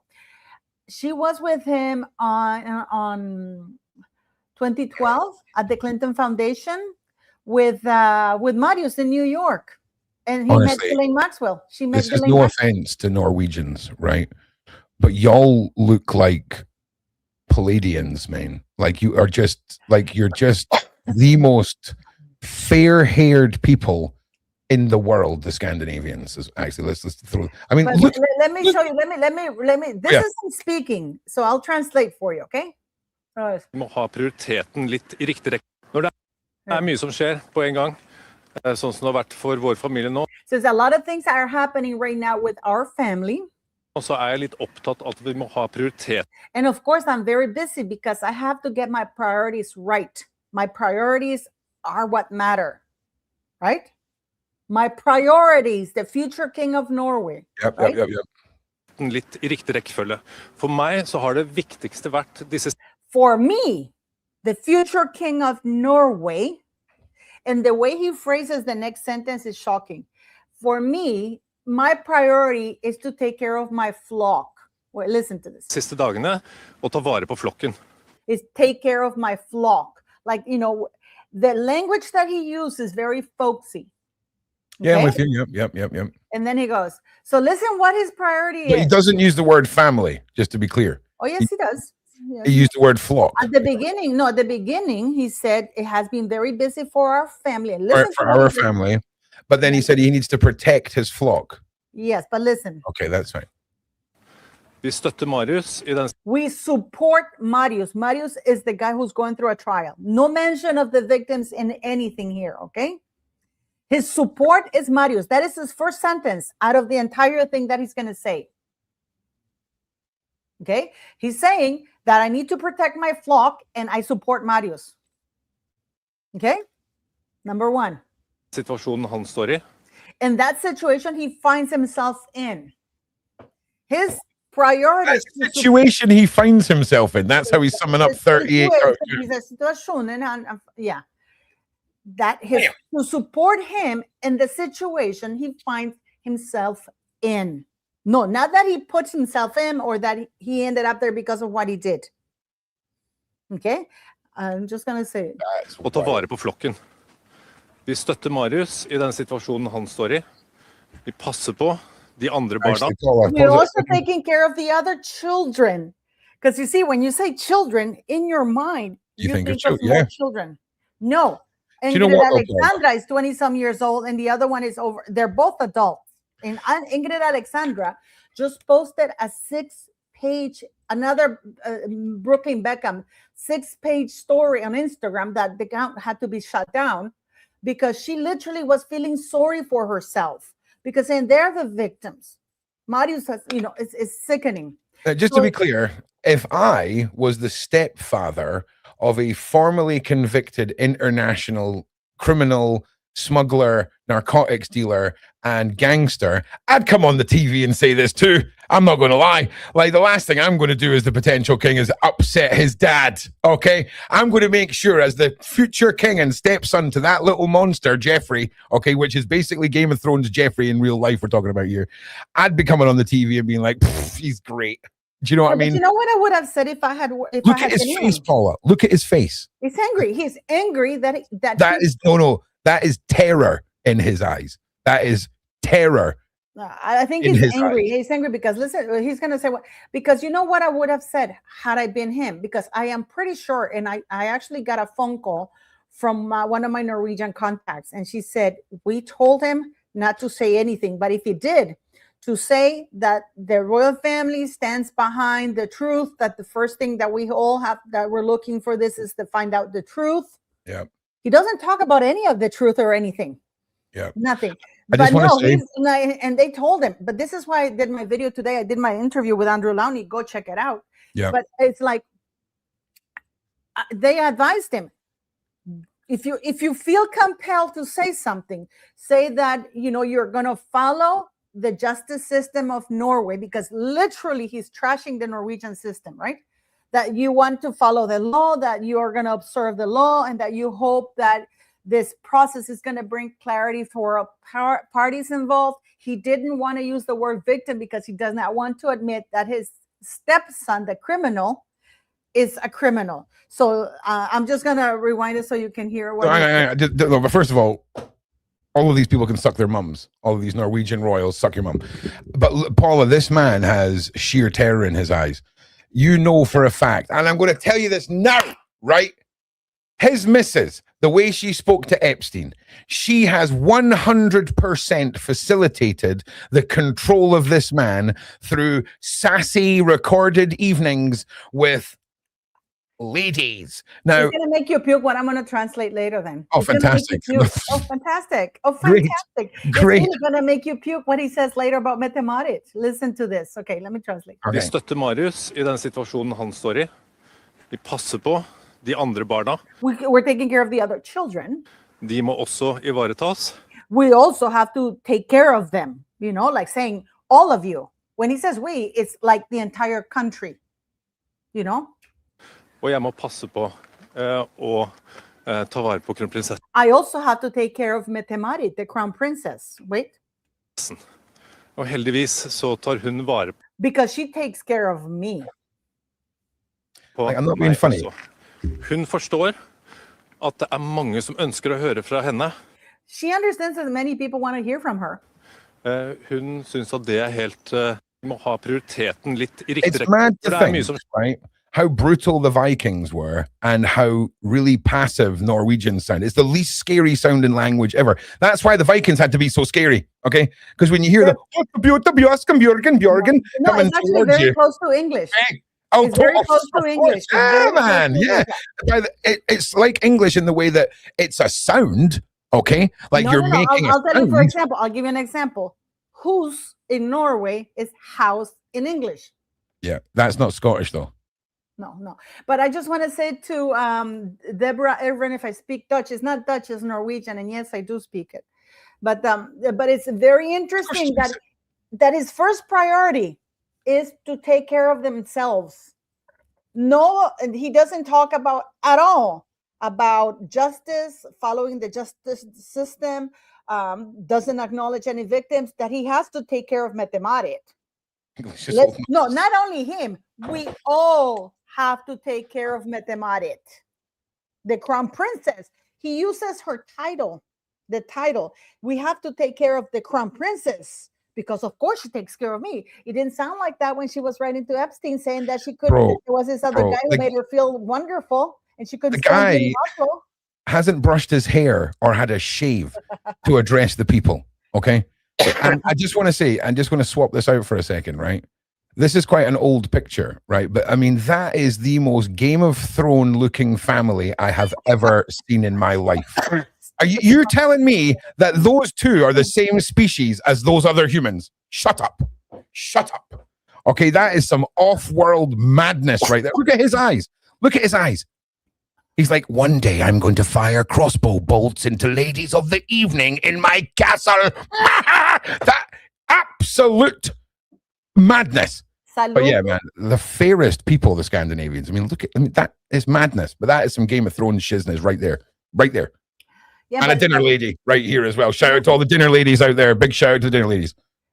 Yeah, I mean, I've been going hard on her because, and she issued a statement. Let me tell you what the statement is that she issued, Okay, this is in English. Let me, because I have it here. I'm gonna translate it for you. But this is what she said. We understand the strong reactions people have had to what has emerged in recent days. The Crown Princess strongly distances herself from Epstein's abuse and criminal actions. She deeply regrets not having understood earlier what kind of a person he was. Oh, shocker. The Crown Princess wishes to talk about what happened and to explain herself more fully. Crown Princess is in a very, she is not able to do so at this time. Crown Princess is in a very demanding situation. She hopes, she asks you for your understanding as she needs time to gather herself.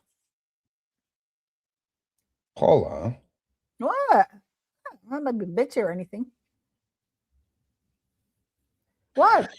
I'm just looking at these two, right? And I'm thinking Epstein's obsession with royal blood, right? When we talk about the occult side and the sacrificial side and all of this, right? Royal blood's something else we need to all be looking at. And another thing, royal blood, these doctors that are trying to prolong human life, like the fact that Epstein is so involved with so many royals, it's beyond explainable. Okay, his Fortnite account did go private yesterday. Like, it's not so much that it went inactive; it was that it went active minutes after he was meant to have been dead. Like, it's just bonkers. Oh, I got something for you. I don't know. I mean, this is for Meghan Markle thing. If you want to, I can show you this a little bit so you know. Because Meghan Markle, way back, she used to put these things. I'm sharing this thing right now with you. Sorry, my hair is doing a madness. Okay, sorry. This is a post from Lindsay Roth in Instagram in August 26, 2014, right? Yeah. And she tagged, this is St. Bart. This is, she tagged Meghan Markle. This is August 26, 2014, right? This is Meghan here with her little skanky friends. Mm-hmm. Oh, sorry, that's not it. And then, based on the details provided for a photograph taken on May 6, 2014, the aircraft registration, PJ Witt, is a de Havilland, Canada DHC-6 Twin Otter. Winair is a regional carrier based at Princess Juliana International Airport. And it went that day to Little St. James on the specified date. Damn. Hey, Paula, on Sunday, do you want to do a live show just reminding everyone how amazing a person Chrissy Teigen is? I would absolutely love it. I thought you might like that, Miss Paula M. Absolutely love it, Ron. Yeah, I mean, I mean, and you know what? I don't know. I think this is Jens Stoltenberg. I can't. That guy, he was big part of my case. He supported my ex-husband so much. Him and Erna Solberg, who was the former prime minister of Norway, were stalking my LinkedIn account. He is the one who gave instructions. He's the one, and now he's the former head of NATO, but now he's in the Epstein files. Shocker! This is Ghislaine Maxwell, Marius, and of course Mette-Marit. Do you know who else I want to do a show with you with? But we'll piggyback the research for maybe Wednesday or Thursday.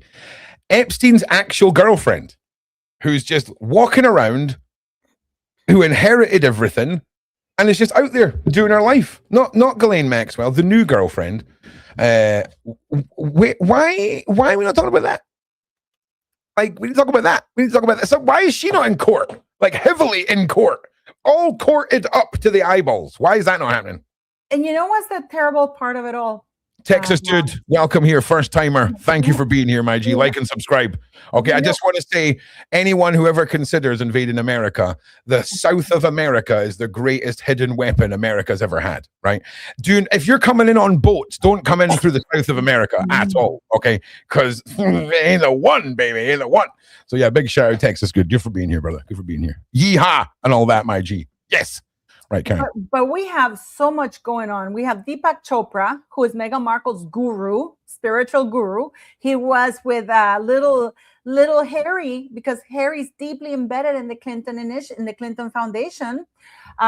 He met with Harry at this Clinton Foundation thing. Deepak Chopra, right?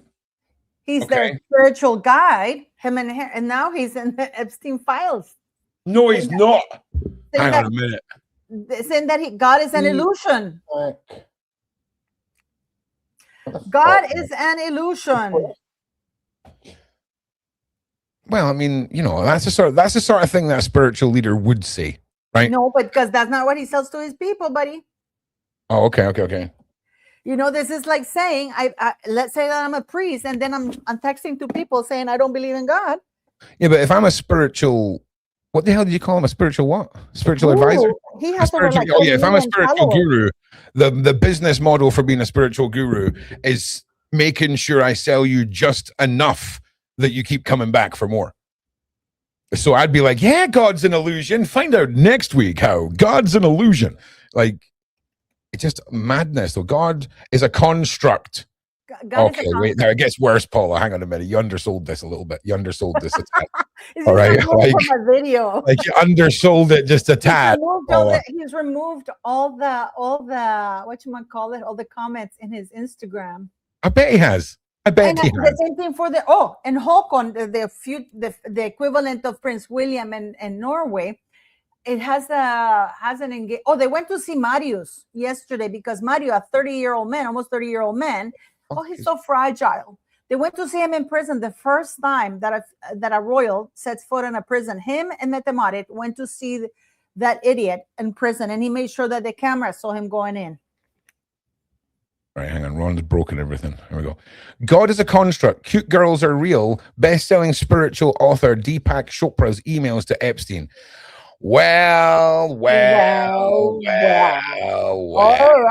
right. Okay, we're going to play a little game. We're going to play a little game called Does He Regret the Emails? Okay, which is a fun game we're going to play.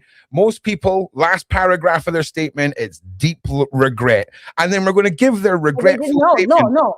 It's not that they regret it. They didn't know. Just like Mette-Marit. No. Person he was. We've seen some bangers. The fact that Epstein called her twisted and a mess. Epstein called Mette-Marit twisted and a mess. His 95, what did I just say? The business model of a guru has to be giving you enough to sell you more. 95. If you have to take 95 books to explain what you mean, mate, you might want to dial it back. 95 books. I'm telling you, Ron. But I'm telling you now, Mette-Marit, and she just got caught in 2012. She was taking her young son to meet.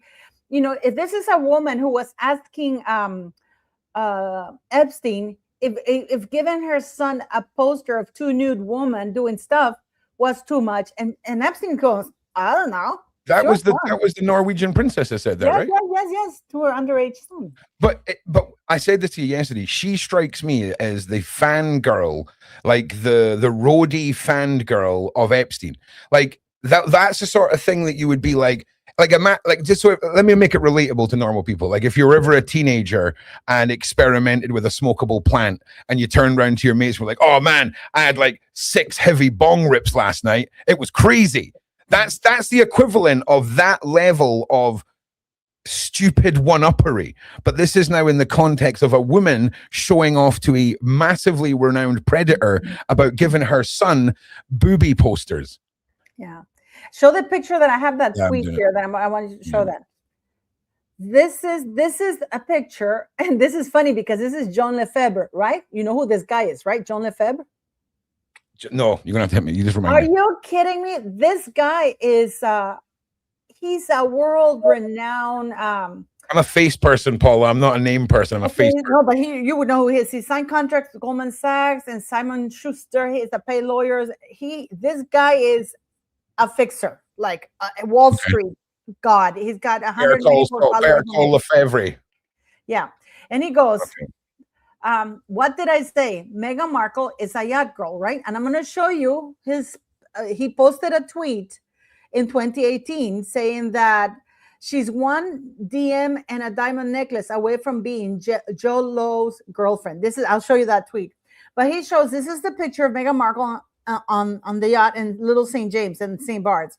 Right to left, Heather Dorak, right? This blonde who's close to Meghan Markle, and she works for Soho House. Yeah. Meghan Markle, Benita Litt, Misha Nunu, who also hooked a very wealthy husband. Okay. Yep. Ariel Charnas, Karina Shuliak, Jeffrey Epstein's girlfriend. And this is in August 2016. Damn. But a side note, everyone in that photograph looks like they ran to take this photograph without Meghan knowing, and she managed to photobomb her way in at the background. Okay. Like, this is August 2016. She was already married. Oh, Texas dudes like, what? Megan Sussex. Texas, meet Paula M. If you would like to have your mind blown about the realities of Meghan Markle and the shenanigans that is going on with her husband across the world, please find Paula M's channel. I'll link it to you. And enjoy having be the only guy in Texas triggered by stories of Meghan Markle. I'm telling you, bro, it's wild. And this is John Lefebvre. This is his actual tweet. Meghan Markle is a yacht girl. He used to actually organize girls for people like him. Yeah, makes sense. She's one missed DM and a diamond necklace away from having been Joe Low's girlfriend. J-Ho. J-Ho, who's that? J-Ho. Hang on a minute. Let's Google it. And after she ended up with the wrong prince, she had her Dubai pictures. A Malaysian fugitive and con man, Jaho Lau Tek Jiao, known professionally as JHO Low, is a Malaysian businessman and fugitive who has been wanted by Interpol since 2016. When was that photo taken? 2016, August 2016. Interesting. I wonder if he's in the smuggling port of that boat for his key role in a Malaysian development scandal. Was there not something in the Epstein files from 2016 that we were reading about somebody in Malaysia earlier today? There's something happening in my brain. Like there was something. He stole over $5.5 billion from the. Oh wow, that is how you do it. Do it. If you're going to steal $4.5 billion and then disappear, bro. Like none of this 50,000 crap and then getting caught and going to jail. 4.5. Yeah, you know what? I in that sense, I have respect for that guy because $4.5 billion. He's well dead. He is well dead. The minute that he got on whatever his exit plan was, gonzo, money gone.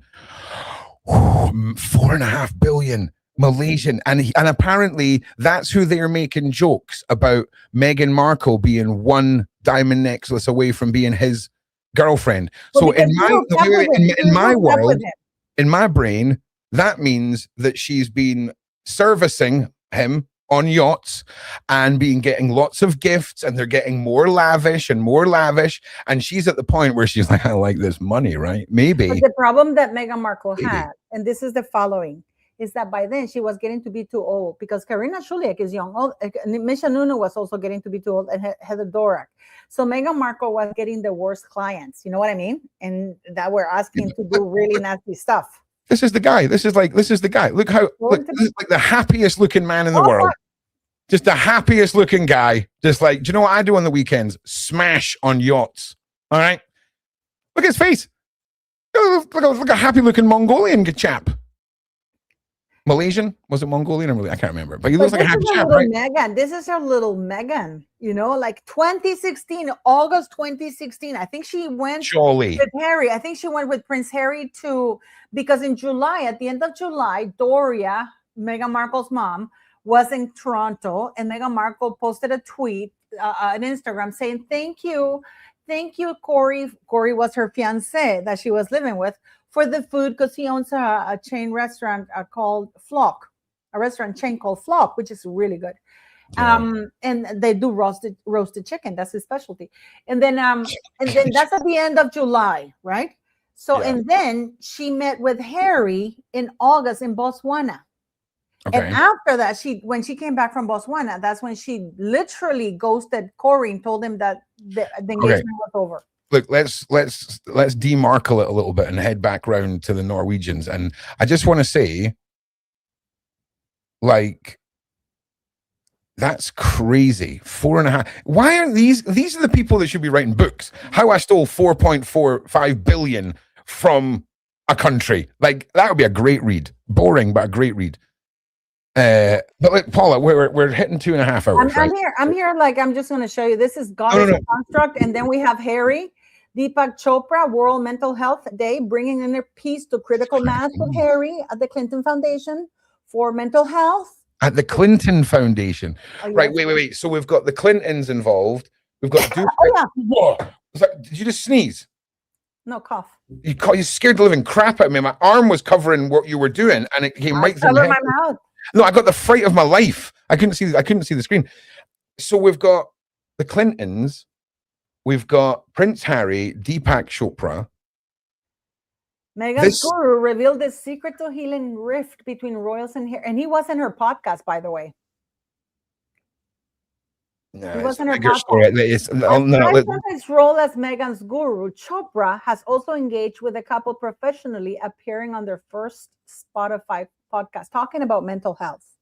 Oh man, I'm accidentally. I tell you that these people embed themselves. Yes. In things of mental health, children's charity, because Metemarit was at the Clinton Initiative for Children and Women. Yeah, also, they're hunting grounds. Forget about even that 100%, but forget about the layer of just immunity and precognited. Oh, this is going to be a good guy. He's coming from representing a charity. Nobody's going to be looking at anyone. You are the dude if you're the charity guy. It's really interesting, the channels that can be manipulated without us even assuming they would be channels to be manipulated. What the problem is, Ron, that these people, because I work with these people, that was kind of my job, working with projects with very, very vulnerable people, is that they assume that royalty is credible, is respectable, so they trust them, right? And they're desperate. They're desperate. They have the most abject poverties or the most dire situations. So Metemarit and people like Deepak Chopra or whatever, but mostly royalty is, it's like people think, oh, I want to be a princess. They associate princesses or whatever with goodness, with fairy tales. And then you allow this fairy tale of a hell woman turn your life into a nightmare. Put one in the side chat if you want to see a picture of J-Ho, that guy with the 4.5 billion next to his wife. Was he caught anyways? Nope. You want to see a picture of this guy's wife? And now listen, we're not going to make any assumptions about this lady, how they met, and if she was interested in 4.5 billion. We're going to be better than that.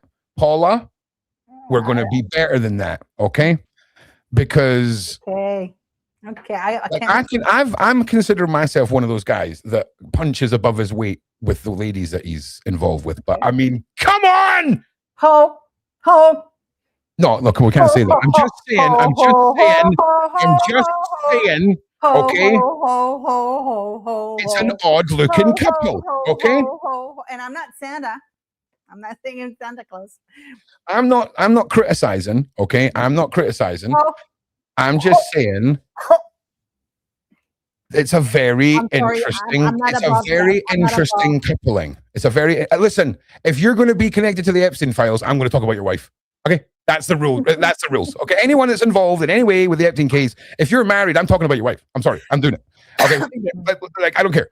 But this is an interesting couple. Interesting. No, I'm not saying there's anything wrong. What's the song run? Wap wap. Here's a photo of him. This is directly after their wedding night, having a good time.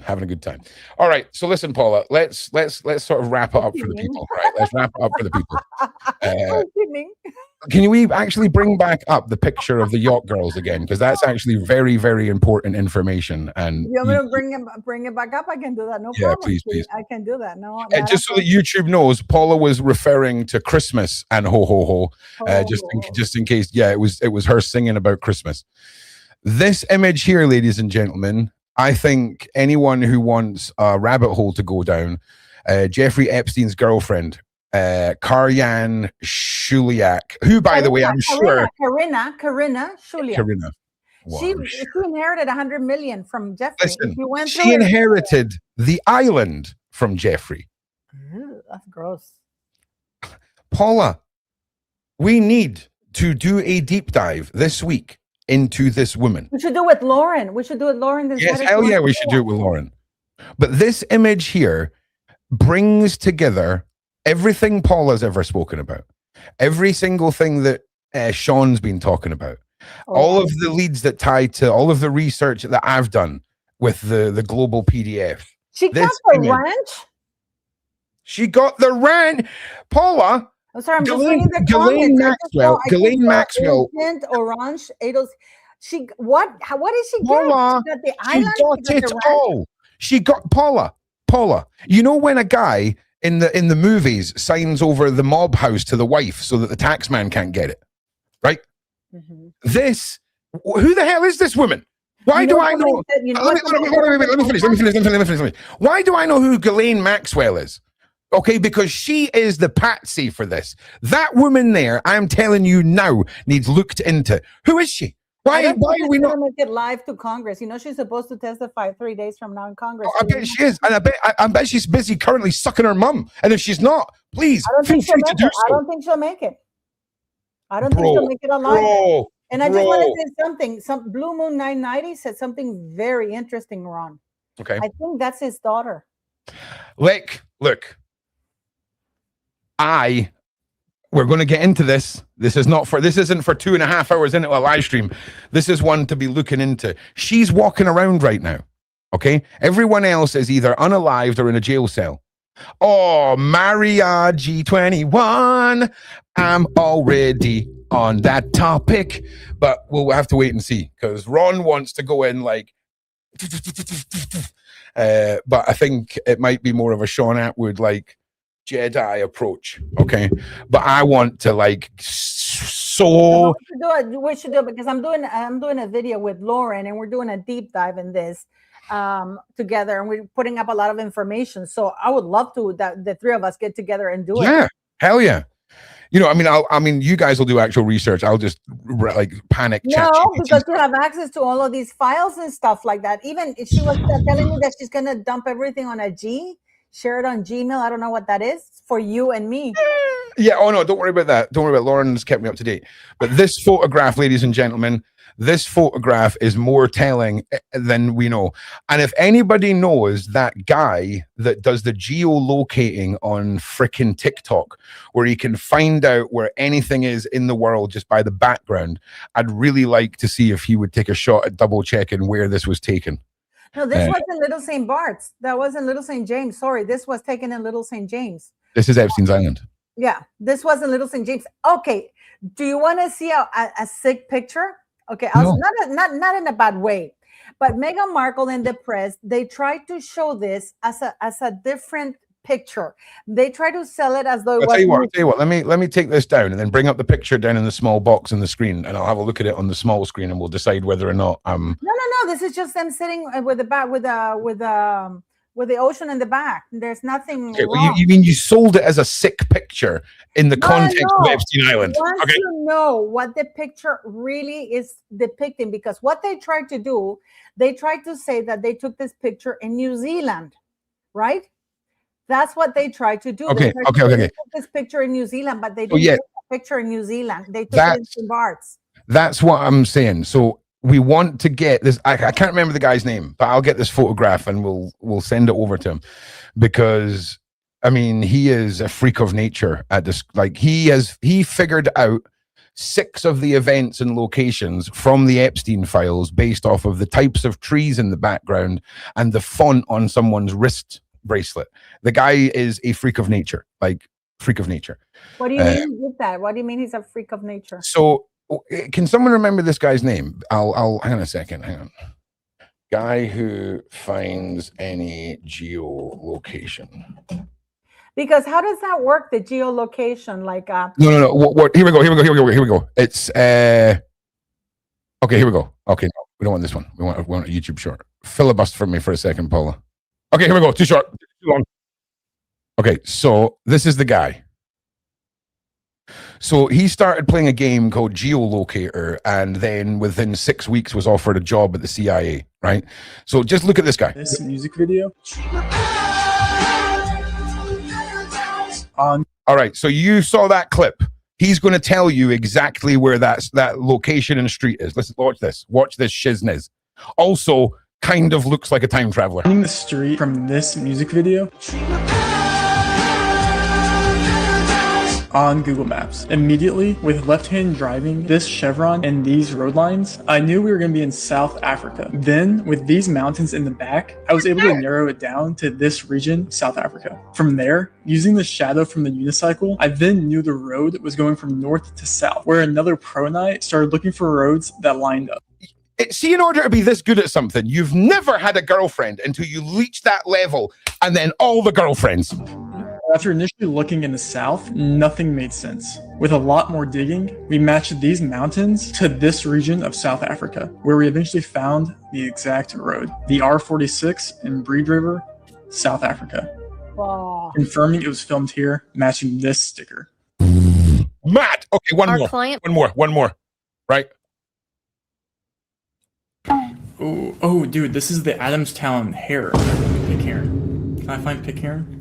That's There how it is. quickly he just did this. The guy, you can see his hair in Adamstown, in the small island down here.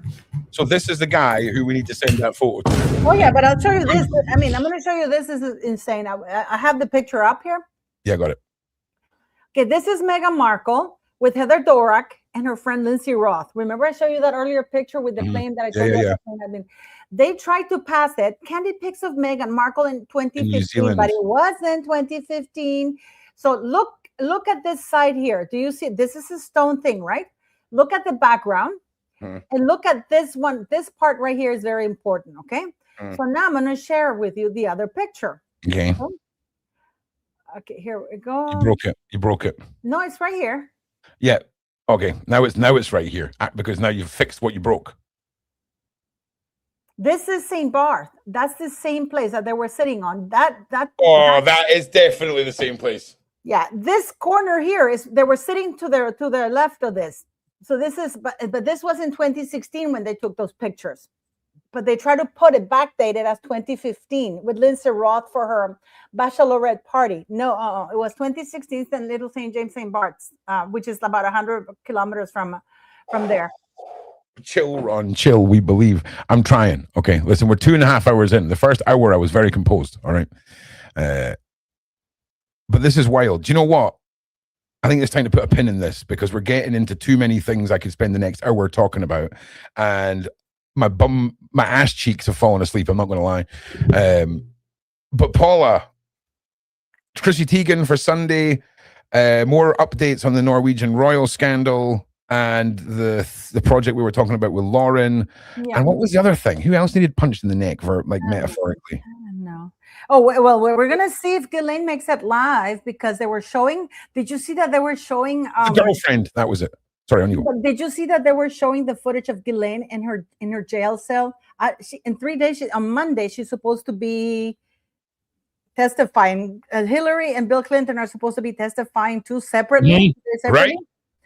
But Ghislaine is gonna come on Monday. I don't think she'll make it alive. I don't think she's there. Okay, I think her, Epstein, and Ghislaine, and Tupac, and Princess Diana, and who else? Elvis. They're all on us. They're all just north of the freaking ice wall, man. They're just all been taken. They're just all been taken. I don't know why.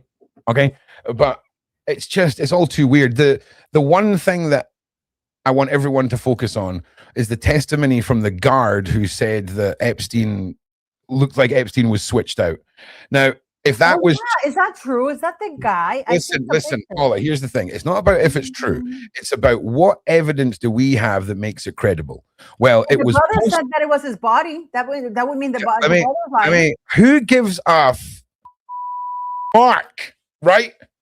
Watching you! Right, so... for me, that was posted hours after everything happened in the prison, right? And it was then completely proven to be from one of the prison guards. So unless they're so smart that they're falsifying and putting in false guards to back up narratives that contradict the narrative they're trying to tell us, if that makes sense. Which it doesn't, by the way. That was the Ryan Lynn. No, Princess Diana was completely against it. In fact, Princess Diana they wanted to portray her as crazy because Camilla Parker Bowles and Prince Charles were calling her crazy that she didn't accept Savile as a marriage counselor. She said that he felt that he was a reptile, and she was I'm not surprised by him. Our beautiful Princess Diana. So no. Well, listen, tomorrow or over the weekend, I'm going to break down the property of Epstein. It's a video that's been done by Decipher Files. They've only got 3,000 subs. Evil designed by Epstein, and we'll be using this video. So could you all go and make sure you give this a like and a subscribe over there, please? Because this is an incredible video where they've recreated as a 3D model the entire island. And they depict the entrances, the size, the locations. Just quickly before we go. What did Karina inherit? 100 million, the ranch and the island. Is that it? No. Oh no. No. Listen, Paula, Ghislaine Maxwell got 10 million in his will. So did his helicopter pilot. He gave Ghislaine Maxwell the same bonus as you would give the fucking postman. Okay? And she's in jail, and then this younger bird comes along and gets everything, and we're to believe that's his girlfriend, have we? No, I think that's his daughter. And I just want to say, if that is his daughter, in my mind, all of his offspring fought on a separate island in a Hunger Games. Who will be the strongest Epstein baby until only one is left? And she was the one, She was the winner of the freaking Hunger Games, allegedly. Anyway, it's so weird. It is so weird because he was so attached to her right before he died. Listen, we're going to get into it. Don't get me going again. Okay, but we're going to watch this video, and that's tomorrow. That'll be on Sunday as well, or maybe tomorrow. But tomorrow, I'm playing every single video from the Epstein files back to back. That's gross. Got to do it. We've got to do it. So yeah, this is the guy that done the video. It's sick. And praised him for making it under 8 minutes. He really should have stretched it, but I thought it was going to be a longer video, but it's like 7 minutes. And the work's great because what he does is show you how the buildings are built, what the structure looks like above, what it looks like below, and then he will take actual images that we know are real images and show you the exterior. But he shows you the buildings that are covered. Like there's a lot of buildings that you can only see like a bit of roof. And it's very odd.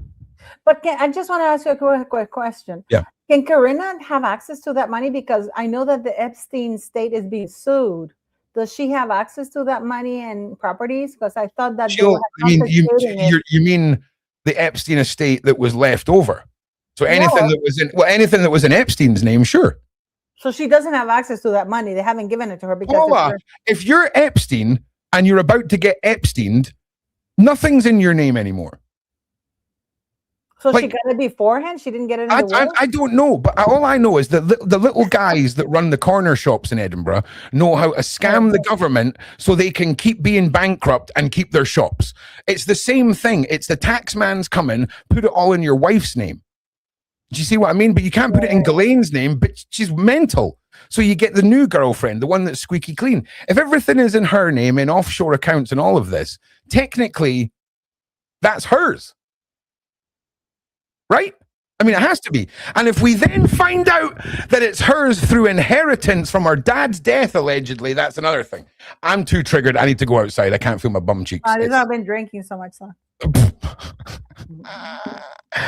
They concreted all the underground areas as soon as the FBI list. Do you know what I think they did? I think they probably didn't do that. I think what they've done is they've filled in one little bit and everything is left because that is primo real estate to continue the evil doing, right? You know what's going to trigger you right now? Lazy. You know what's going to trigger you?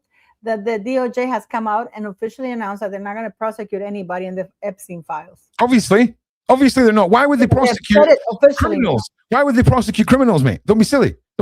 They need them for the elections and that. Do you know what I mean? But yeah, lazy, it's crazy. Like, also on the subject of concrete and things, you ever seen them put concrete down one of those massive ant nests and then dig out the concrete?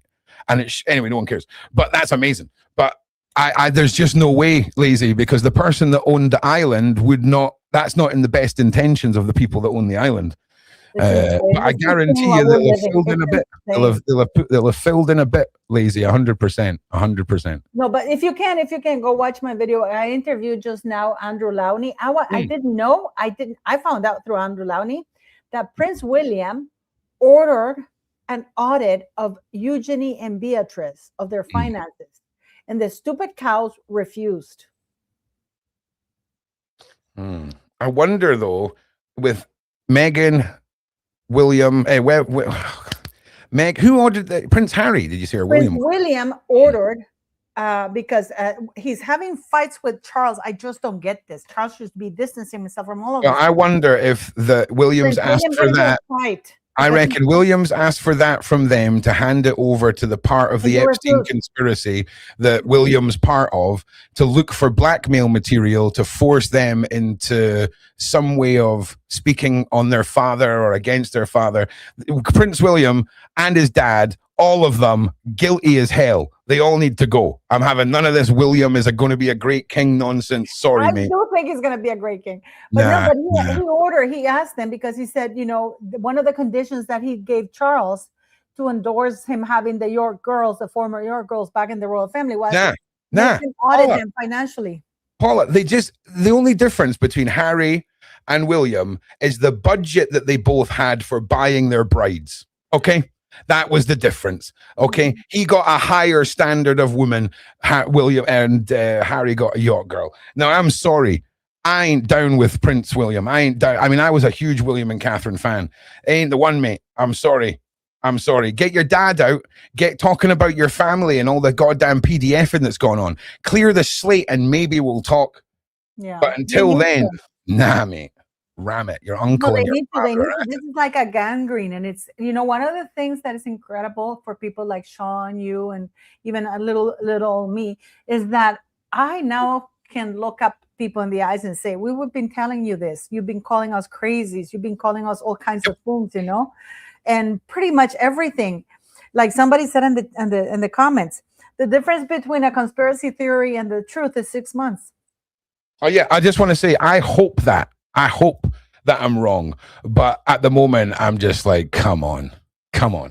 Like, you're either complicit in I tell you what, let me rephrase that. How about William and Catherine, in my eyes, are complicit?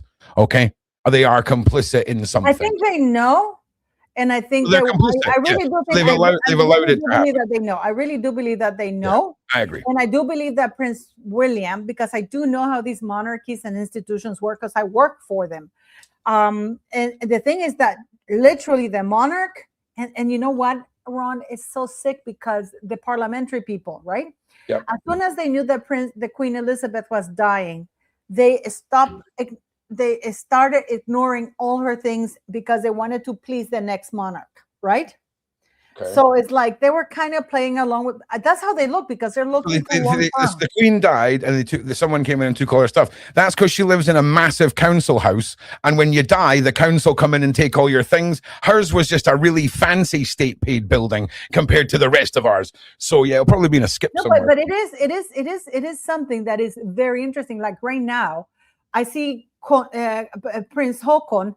Yep. Spewing those words, and it, you know what I thought of you immediately because it reminded me the entitlement, and he's angry because he kept talking. It's too bad, I can translate for you more the whole thing. He gets angry as he speaks. It's like, don't you get it? We come first. Mm-hmm. Yeah. No, I was like, when we do our next update, we will go over that again. Go and check out Paula's video. We'll be back tomorrow playing all of the videos from the Epstein files, breaking down exactly what we've seen and what's going on in them. Also, then we'll be looking through the property of Epstein. We'll be diving into a special episode with Paula about Chrissy Teigen. Also, an update next week on the Norwegian side of things, plus all of the other things with Shaun, myself, the rest of us. We'll be pushing out 3 shows a day. You'll get 2 from Shaun, 1 from me. I think 4 days a week, and then 2 from me and 1 from Shaun the rest of the days. And thank you so much for all being here. Please like and subscribe. And yeah, thank you all for being here. I really, really do appreciate it when you guys support me sitting here by myself. We have to do a drunk live soon, you and I. Yeah, no, there's no more drunk lives for me. I done a drunk live. No, my channel. On your channel. Okay. You heard it, mods. You heard it. All right. No. Okay, but yeah, no, we can have a responsible beverage. Okay, we have a responsible. Okay. Well, listen, I'm not just. The last one I drank a bottle of champagne and then drank a bottle of Fireball. Such a girl, Ron. I drank a bottle of champagne and a bottle of Fireball and a bottle of Fireball. We were doing our drunken lives before. You were drinking with an umbrella. I don't drink drinks with an umbrella in it. I am secure enough in my life and myself that if I want to drink out of a goddamn coconut with an umbrella and a straw and a sparkler, I will damn well do so. I have got a track record of being a heterosexual male. And if I want to goddamn well have a fancy beverage, I will. I'm sure you will. And if I want to wear a sparkly top, right? If I want to wear a black sparkly top while I'm doing it, I will. Okay? You're such a girl. Hell yeah. And we're going to have to, by the way, guys, I also have to announce that we're going to do a live or a video where we take down Taylor Swift. No, we're not. That's a lie. Absolutely false news. Oh no, Paula's internet has broken. No, I'm kidding. Anyway. Yeah, we take her down last. But look, everyone, thank you so much for being here. I know sometimes go off on one. I'm trying to do that less. I feel like I achieved that a little bit today. And I'm trying to, get the main points done at the start of the video so that if you come back and you say, oh my God, it's a 3-hour live, Ron's going to try and put as much of the information in the first 40 minutes of the live so that you guys can sort of get it all. And then you don't have to worry about Ron waffling at the end. So yeah, Taylor Swift is my baby mama. I used to tell my kids that was their real mom. It really used to upset their real mom. It's brilliant. So anyway, thank you. Love you guys. Thank you all for your support. Please leave a comment if you're watching this back saying, hey, these are great. Ron, don't worry. Don't have an anxiety attack all day if you don't have a guest. We'll listen to you a couple of times a week. That would be great. Also, Paula, drunk on the internet. Let's go. All right. Love you guys. We'll see you next time. Peace.